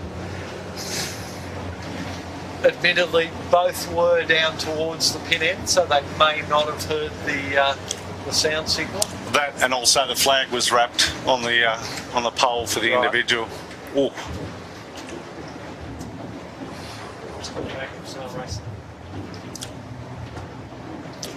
I'm just in the looking up the back end of Sail Racing, looking up Sydney Harbour. We're talking about Sydney Harbour. On the 21st of October, Manly 16-foot Skiff Club is hosting the Port Jackson Championship, which is sort of a take on the old Sydney Harbour Marathon Dull. Yep, those were the days. Those were the days, and so the race will basically start here down in Manly, and it's going to work its way all the way up, potentially to Carraba Point there at Cremorne. For those that watch the 18s, that's where we're heading. Like, we're going from one end of the main body of the harbour to the other. And is that going to be just 16-foot skiffs, Jimmy, or 16s and 13s? Okay. Going up around the like Shark Island, Clark Island, things like that. So, you know, it's a big venture. The club has put $35,000 worth of prize money at it, Dolph. For wow. With the focus on handicap, which is, you know, Napper's all right with that this year because he won't be doing it. But you know, it's good to try and encourage a lot of skiffs from 16s and 13s from other clubs to get here and get amongst it. Well, everyone knows they're a shot at the title, so or a shot at the cash. $3,000 for first, I think, on handicap. Yep. Big prize purse, and they're paying back the 50th. So worth your while travelling for any of the boats from other clubs that are considering it. I wonder if in the tradition of the old marathon, Jimmy, they'll pay the prize money in $5 notes. Even you might be too young to remember that. No, I'm not. No. It's before my time.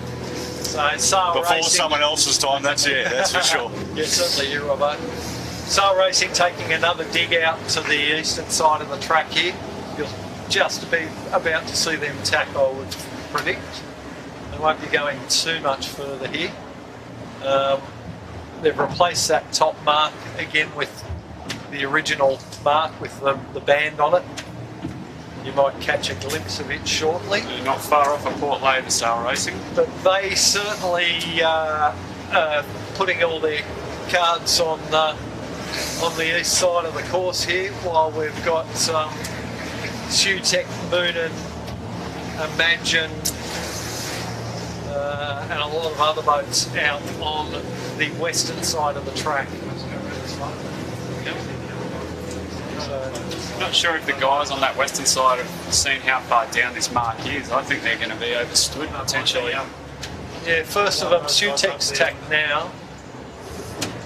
Imagine's tacked on the starboard, so they're the boats that you can see just in the distance there. Looking at outback and fluid there, so the boat's in screen there now. So there you've got Sutek and Imagine. And Moonen still on port tack, just tacking now. So we're going to see an intersection between those guys and Sail Racing, and at the moment it looks like those right-hand boats are going to have the advantage. So that's your top three at the moment that you're looking at. Top three on the race course. Now, if Sutek are laying this mark, they're in the lead. If they're underlaid, which we'll be able to tell you in 1 sec, then Imagine will lead. But I think Sutek are going to lay the mark, and that'll be Zoe Dransfield narrowly leading with Boy Room at this top mark over Imagine sides. Moonen giving chase in third. Here we go. We'll watch the crews work their magic.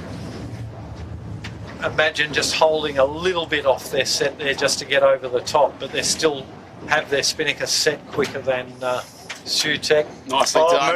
Moonen again to the left of screen. Oh dear, oh dear. Having a day to forget, aren't they? Oh, Sail Racing takes the third.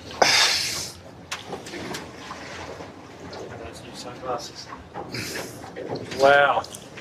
Wow, wow, wow. Modern Concepts just coming around next with their juiced up little rig. Yep, well picked, Jimmy. Well forecast, didn't put the curse on them.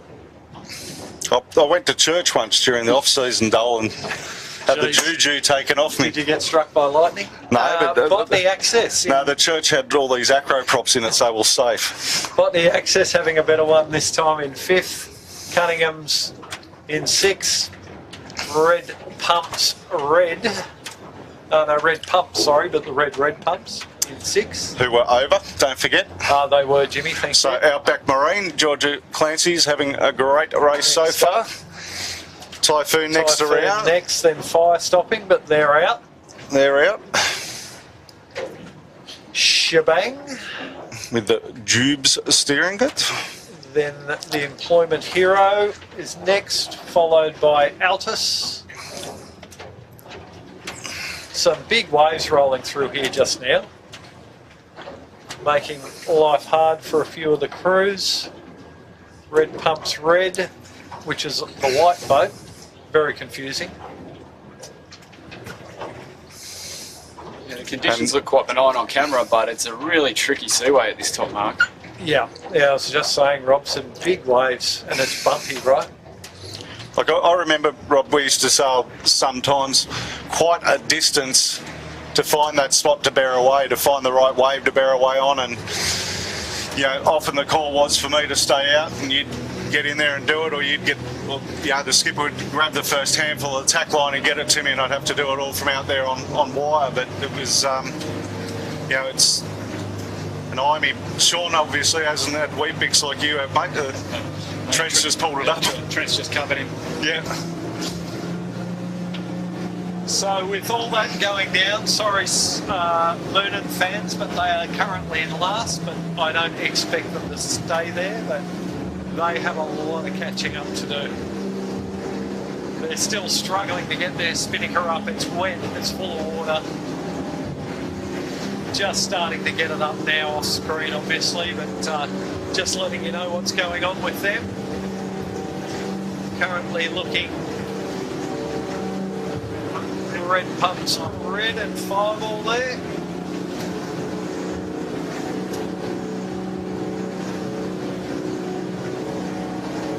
Fireball will be hoping to hang on to that sort of position for a better result in this race.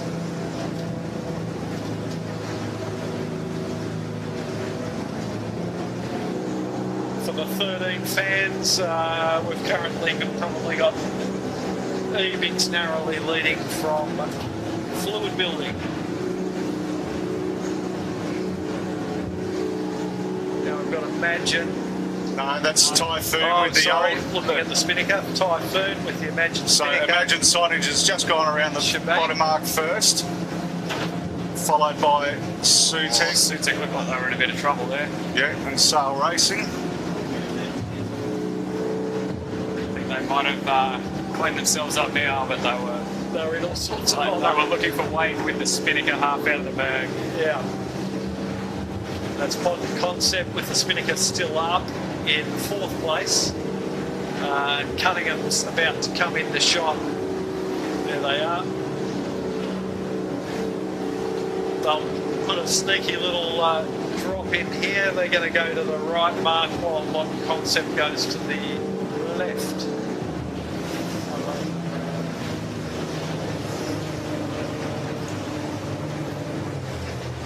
So the top 2 boats, Sail Racing's taken the right mark, Imagine signage off to the left.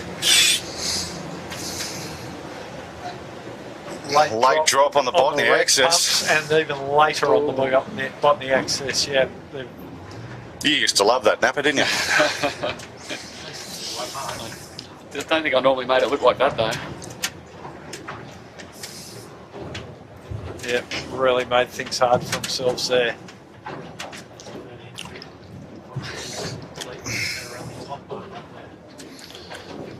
The top of the shot there, you can just see, just past the ferry, the 13s are just approaching their top mark for the first time. They're on a 2-lapper again. Some seriously late drops down here. Yeah, Typhoon and Shebang. Typhoon horrendously late. Putting some pressure on the bowman. And especially a new bowman, like, Yeah, yeah. yeah.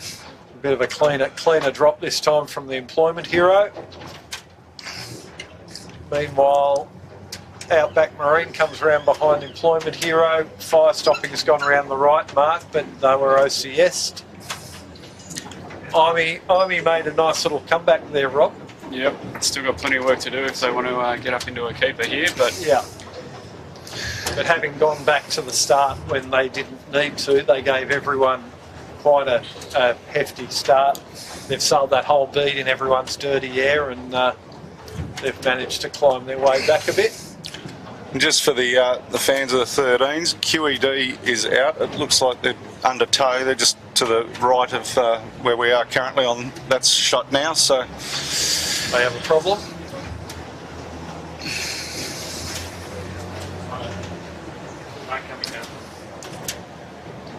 Fireball crossing in front of Red Pumps Red. I don't know if Bruce has had a swim down that run. He was a bit further up there, wasn't he?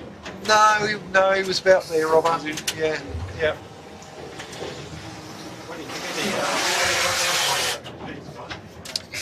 Yeah, look, we're steering from wire, Bruce. It's with your crew configuration, it can work, and it has its pluses and downsides, that's for sure. I think having a jockey skipper who's a good skipper, he can't go past, personally. But if you're a big guy like Bruce, and same with Craig Nichols on Typhoon, he's done a fair bit of steering from the wire. You can make it work, but I still think that it's not the best ideal combination. And Bruce is certainly capable, though. He is. certainly podiumed in the Nationals with that configuration in years gone by.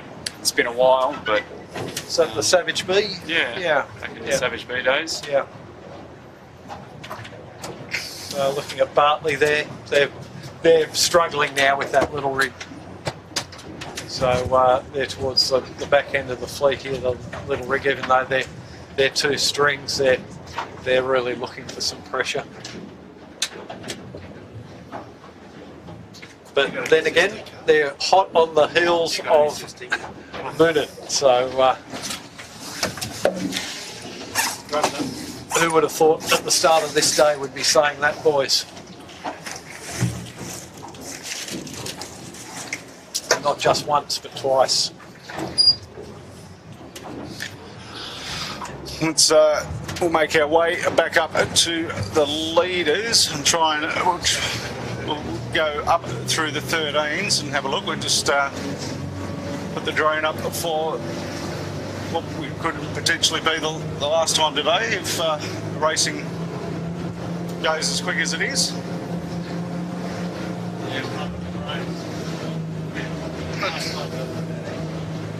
But for those watching at home, it's actually turned into a real cracker of a day here on Sydney Harbour, best harbour in the world. The sun's come out, breeze is, you know, just a comfortable probably 15 knots now, fairly consistent, and we've got very little traffic. It's looking sensational. Just coming up to the 13s now, and we've got Ebix leading from, looks like AWOL, Fluid Building in third, and then Harkin in fourth, and those last two have just jived back in to the west. Yeah, so that's Ebix you've just seen jive with the blue spinnaker. Currently in the lead, Gemma and James. Nice tight racing in the 13s. Harkin's just coming back for another piece down the eastern shore. I noticed in that first race they jibed off early that first time out of all the 13s, Rob. Yeah, well, we didn't see the bottom part of their run, but they certainly made some big gains either in the last bit of the run or the first bit of the next work. Well, I think they've got in front of Fluid Building there.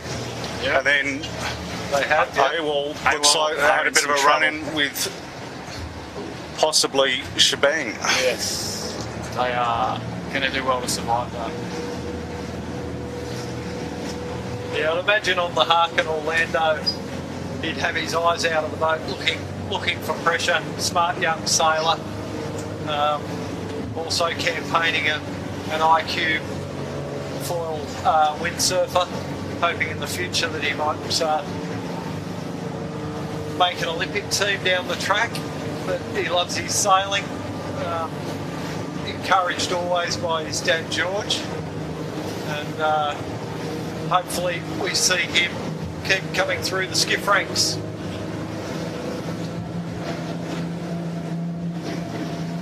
So we're just moving up towards the top mark with the Skiff 16s again.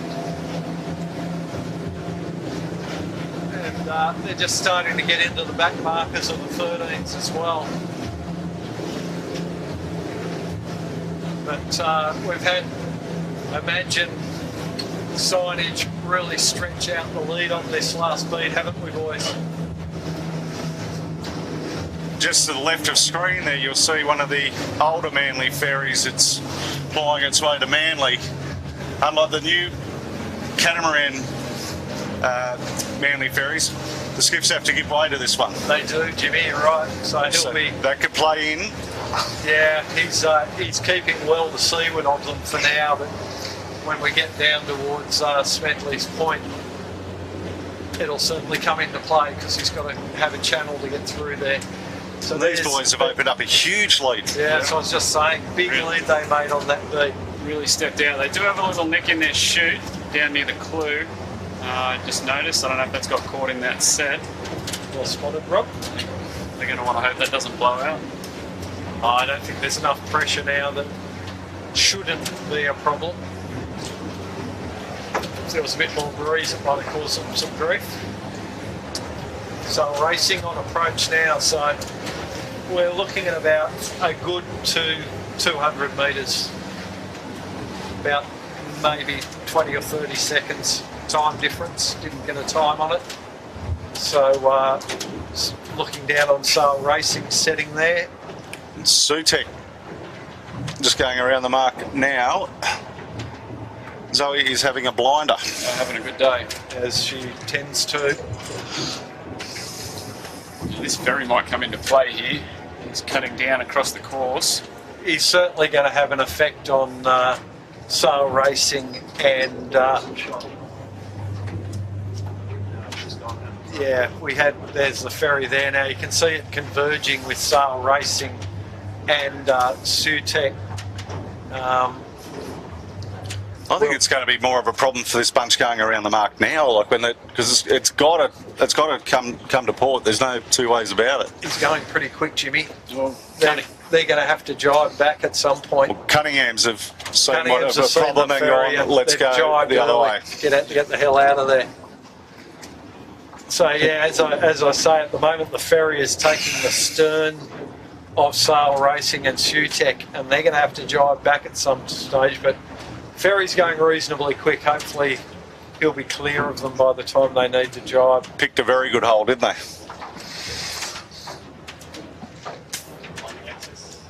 Botany access next around.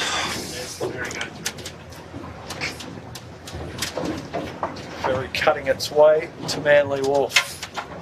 If they're lucky, it might be our mate Phil Cub Barnett skippering today, and he might give them a little bit of quarter, or at least do his best to get out of their way. What happened to your other mate, Jammo? Has he made it up to driving those ones yet? He's on the ferries, but he's not doing the Manly run. Right. But you might encounter him with the 18-footers, Jimmy. Oh, I have plenty of times. Like when I've got one of the inner harbour ferries sort of following me, I'm going, what's this thing doing? And then I get the cheeky little wave out the window. Out the window, yeah. Next up, Shebang. Tubes, Julian Lindemann. They're quite down pressure now, aren't they? Yep. Naimi next around the top mark, which is definitely chewed through some of the They've fleet. got through quite a few, yeah. Little Whiny and the Kite, which comes straight out. Next up, Employment Hero, narrowly in front of the Fire Stopping, who unfortunately are out. Yeah, and just for the viewers at home, it was Red Pumps, Fire Stopping, and who was the other one? Bartley Constructions were the three that were over, just to remind you.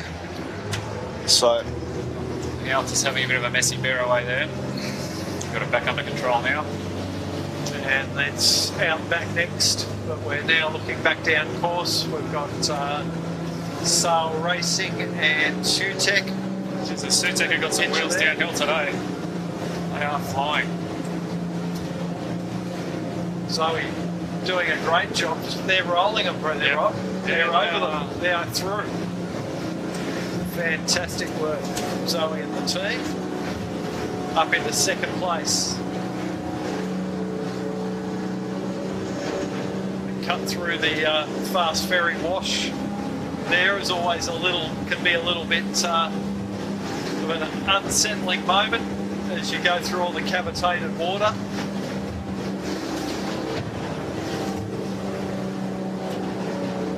Nick Connor and the boys on Cunningham's. They've made a little bit of a gain with that jibe out that they did earlier. They won't be aware that they'd be racing their best. There they are.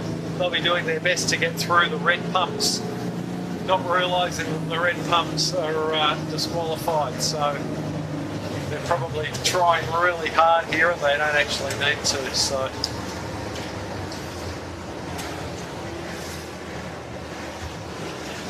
Imagine going through the... Yeah, just got a glimpse of Imagine signage there. They've really legged out again. yeah, Picked some nice lines down that run, and they've got a massive lead now. have you got a game plan to stop them, Rob?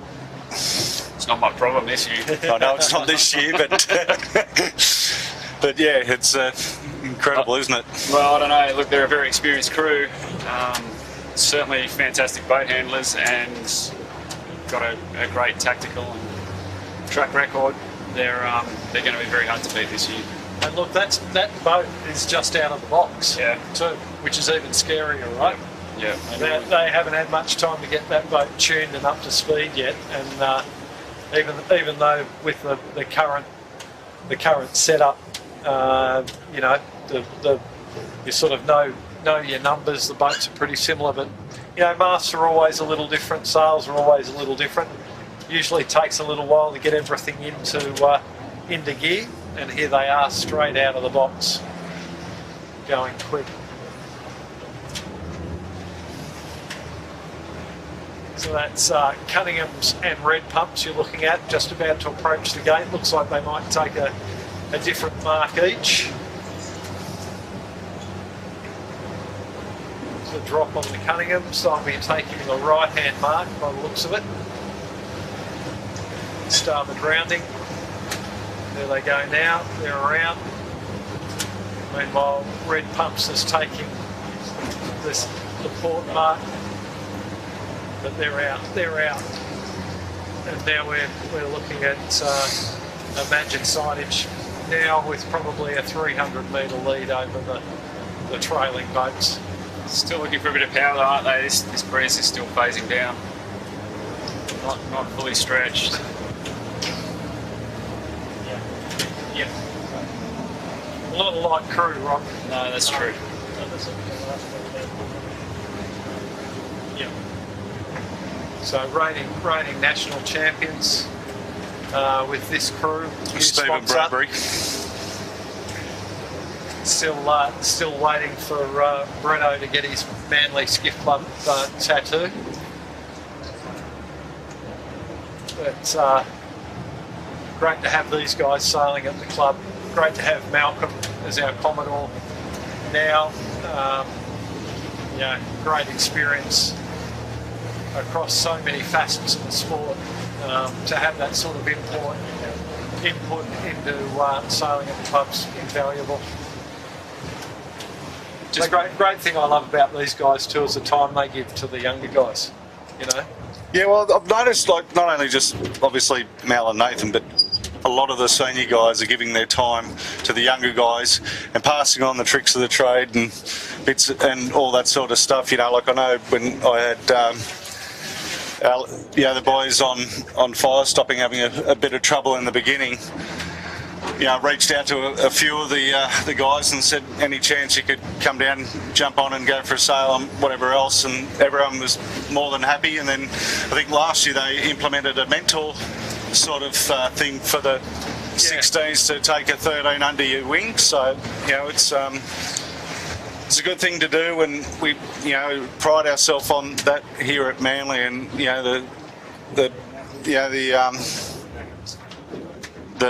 young kids aren't going to get any better if they don't get taught how to do it. Right. Well, they will eventually, but it's a long time of banging your head against the wall. There's a shortcut to be found. Yeah, learning from your mistakes. But yeah, with the mentor program, the 13 kids, well, young adults, youths, can just know that they've got that person in their corner, and they can approach them, ask them a question, show them something on their boat.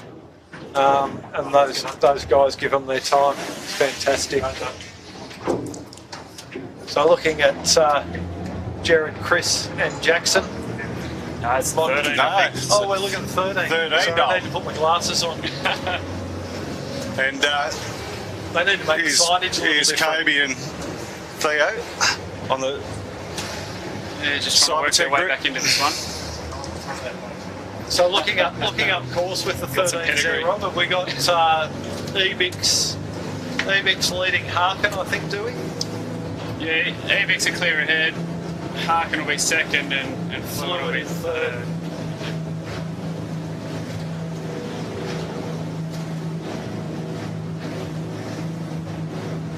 So yeah, we're just looking at... So it's a change of course again. They've put in a new course longer by the looks of it. It does look like that, Jimmy, you're right. Longer and further to the left.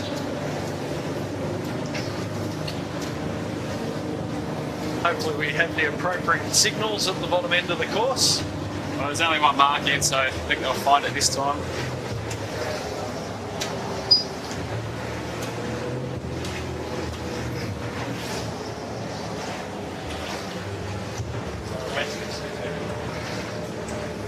So there's our second and third boats we're looking at now, Sue Tech and Sail Racing. Very close to second. It'll be interesting to see what pans out. not only who gets to the top here first, but we saw Sutek had some good wheels on that last downwind. Yeah, I think if they're anywhere near Felix coming around that top mark, they're going to run him down that last run. Yeah, I agree with you there, Rob. Quickest boat downwind today. And at the moment, they're holding the advantage anyway. So back to Imagine Signage, well out in front. They're just making their way back here to the left-hand side of the course. Underlaid, well underlaid, but yeah, they're just covering off, keeping themselves upwind of the opposition. Might have found themselves a little shift. Time to take the opportunity to get back, but we've just had a bunch of ferries. They're about to go through a whole lot of sloppy water, make their life hard for them. I'm sure they will handle it easily, as they have all race. Looking good.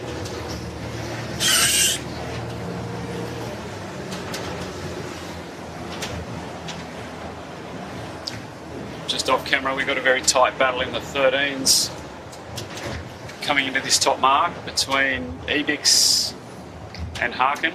They had a very tight cross just before. I think they've both got a couple of tacks before they're going to make this mark. I don't know, I think Harkin might be able to just squeeze this. Outgoing tide now. Might give them a bit of help. Certainly going to be tight. We go on screen now, they do have some work to do. I'm picking Harkin to lead round this top mark, Rob. Yep. Coming in with the starboard advantage too. Certainly going to be close. Nicely done. So you're looking at Harkin, you're about to see Ebix come into the picture. There they are there. They're going to go around behind and yep, Harkin lead.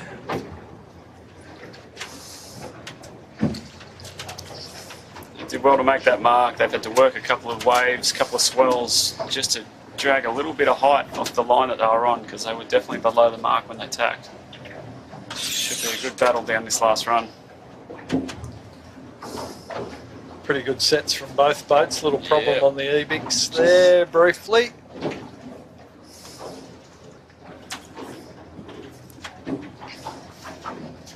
And there you have it, some of the best used sailors you're going to see sailing a skiff on Sydney Harbour.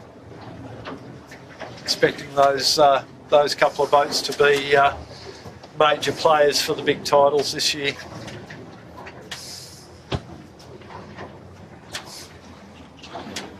Third round's the fluid with Don and Liam, closely followed by our leader in the 16s, Imagine Signage. So we'll just stay on them and watch this Spinnaker set. They just hung on for a second there just so they can clear the 13. And that's what these good guys are always doing. They're always thinking about the possibilities, and they got a good lead, no need to do anything silly, and that was a sensational set. They didn't even stand up. Yeah. Sitting on the gunnel to do it. Sat on the gunnel, kite didn't flap, hit the pole, hit the mast, and it was set. And they're gone.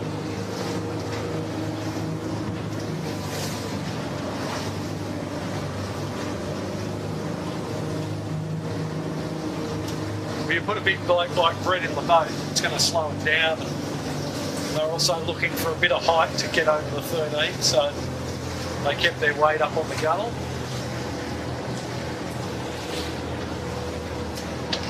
And they are going to slide away here, barring any disasters, to an easy victory.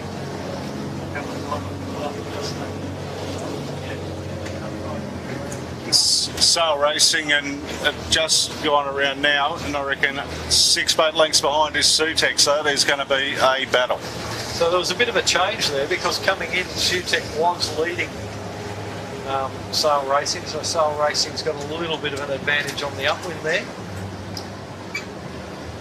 There they are there on screen now, with a modern concept construction 13 just in front of them. So yeah, they've actually, Felix managed to put a bit of distance on Zoe there. But it's going to be interesting to see what happens, because last time we came down, the SUTEC was flying off the breeze, very quick downwind.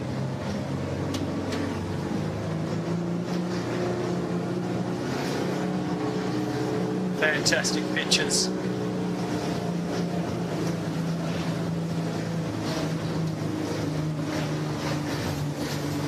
Skiff sailing on Sydney Harbour doesn't get much better than that, does it, boys? Look at that picture.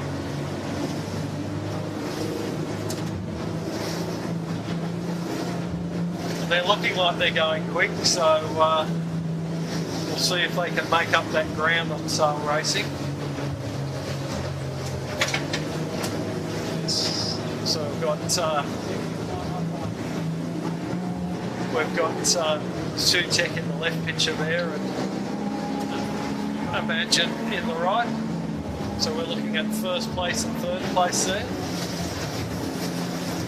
Then on the right hand picture you've got 2 leaders in the 16s and the 13s. Still very tight in the 13s. Between Harkin and Ebix. It is, yeah, it looks like Ebix has come back at them a little bit.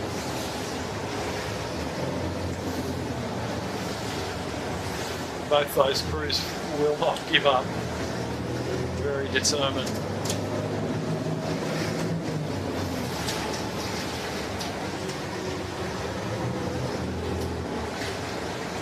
Looking at Imagine signs now. They'll be setting up for a jibe shortly.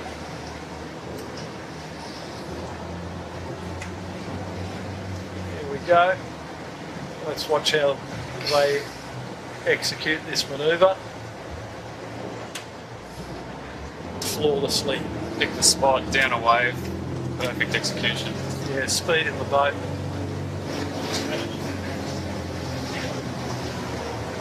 Right on the right. Yeah, we're just going to have a look at the 13. So we've got them up on screen there now. They both left their jibe pretty late, and they're going to have a pretty tight leg into this finish, I think. But Harkin currently in front, but James on the Ebix swing the boat really hard, trying to get as much out of it as he can. Yeah, there's no tactics left in this one. It's just a straight horsepower race to the finish now.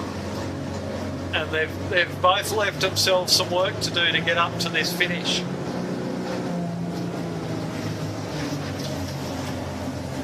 So they've left their jibe late, and they're going to really struggle to get up to the pin end of the line. Left of screen, Imagine signage. Through for the win. Nicely done. So that's a 1 and a 3, I think, for Imagine for the day. Is that correct? Third in the first one? Yep. Yeah. So you take that scorecard, and then Harkin with a narrow win over the Ebix, very well sailed by both those boats in that Heat 2 of the Club Championship. Both crews to watch, that's for sure.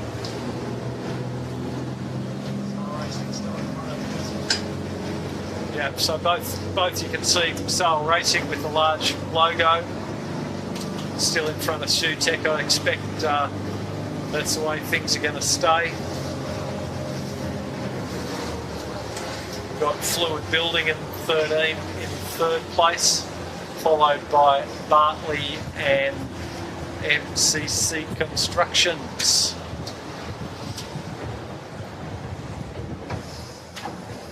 It's Fluid, third place in the 13s, and Sail Racing first in a second. Yeah, so first and a second for Sail Racing today, so they will be our Club Championship leaders after day one. Leader at the clubhouse after day one. They'll hold a 1 point advantage over Imagine signage. How many do you get to drop these days, Rob? It's a good question. You know I don't read rules, so it's always your job. We're 9 heat series this year. It's changed every year for the last few years, I think. Yeah. So, I think we've got fewer heats, and it might be one Have we drop. this year? So it's probably back to 1 drop then. I could be wrong.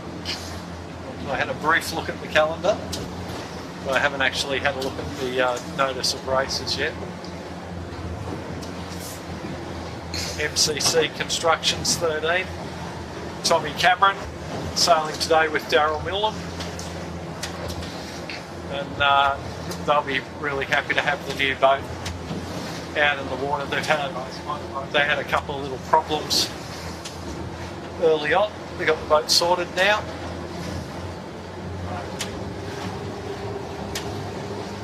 Cybertech,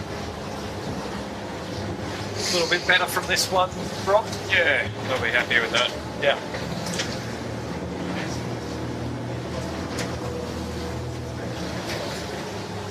Cunningham's, so very big distance, big gap in this this one. They'll be happy with this result. Nick and the boys. That'll be a third place, even though it's a bit of a distance. Third place, it's a third place. They'll be happy with that. Red Pumps will be next, but an OCS against their name. That is protestable, which they might decide to take on. I think the footage is pretty clear. The footage can be damning. Well, the big thing that they've got to take into account is, you know, our countdown clock on our live stream is not pressed play by the starters or anything, so they can't rely on that.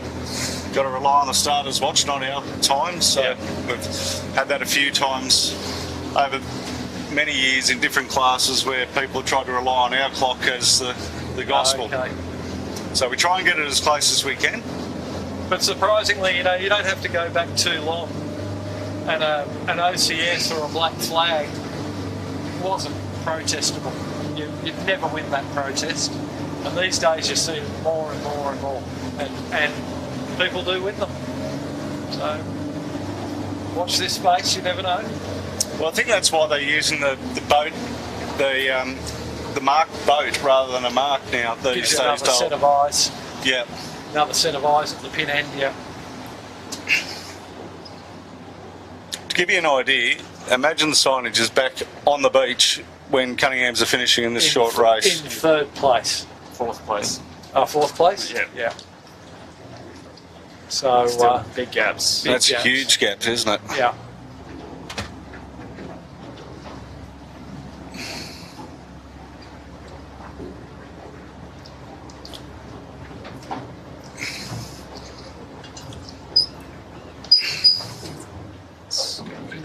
Next up, we'll have Botany Access. And Botany Scaffold, both true. finishing. G'day to Justin and the team at team. Botany Access. I know. Yeah. 13 on the screen there. Loves it. And there's the 16. There we are. Look at that for a shot.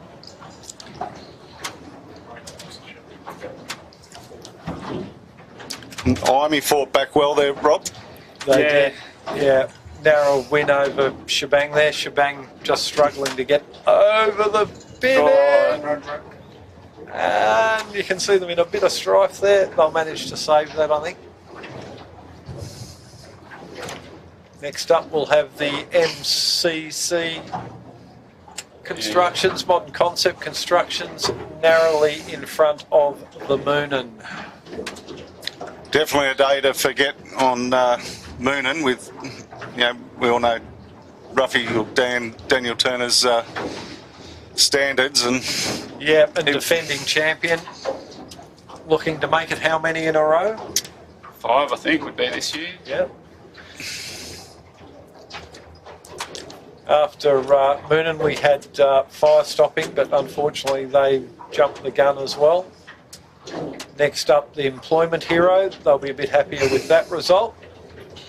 And Outback Marine. Next over, Georgia Clancy.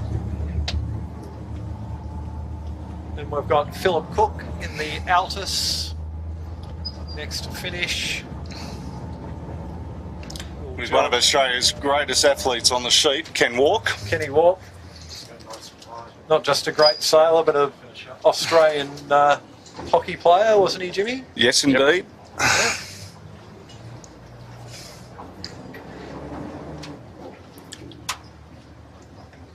Typhoon next up.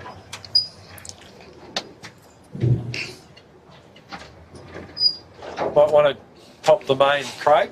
He'll be right when he jives back, Dol. Taking it very easy through there. Next to come across the line will be Red Pumps Red.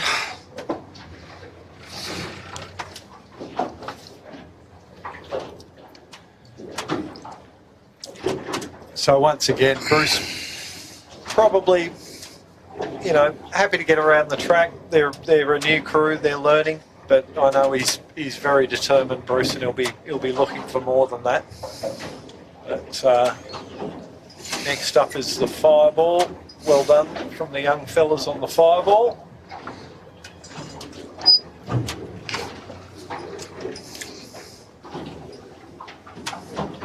Bartley will be next, but they were the third of our OCS boats. And Southerly is your last one. Last of the 16s will be the Southerly. I don't think we have anyone else up course, do we, Jimmy? Just a couple of 13s. Got the Ronston 13, which is just jiving into what appears to be a swim. Can they save it? I'll do well to save that. Oh, we're just looking at Southerly going across the finish there still. There they are. So the rest of the fleet actually finished reasonably close. It was just those sort of first three really legged away. Well, we might wrap up the proceedings here. Been an absolute pleasure having you two on board. Rob? Thanks for having me. I think you got a gong back, mate. You all right? If I'm up to sail media standard. Oh, absolutely. Thanks for coming along, mate. I hope the recovery road shortens up for you, but not for us. So, Dole, thanks as always. Always a pleasure, Jimmy. We've gone off screen now. I was about to say Rob was looking very much like rose between two thorns there. There we are. Look at that. We'll have to get him to grow one of these. Two blokes for commentary here. Two blokes with good heads for radio and Rob. Yep. Yeah. And then, so for the viewers, don't forget, tune in put it in your calendar, 21st of October, the Port Jackson Regatta. It's going to be huge. And if you haven't had enough sailing on TV this weekend, tune in tomorrow for the 18s. I think we go live at 2:30 by memory. Is that right, Chets? 2:20. So tune in there where Sail Media will be providing the coverage for the 18s, but we most definitely want you back. Tell your friends, tell your neighbours, tell anyone. Tune in on the 21st of October. Thank you very much to all my team. As always, awesome work. Great to be back out in the water with you guys. And yeah, thank you. And we'll catch you guys all next time. See you next time.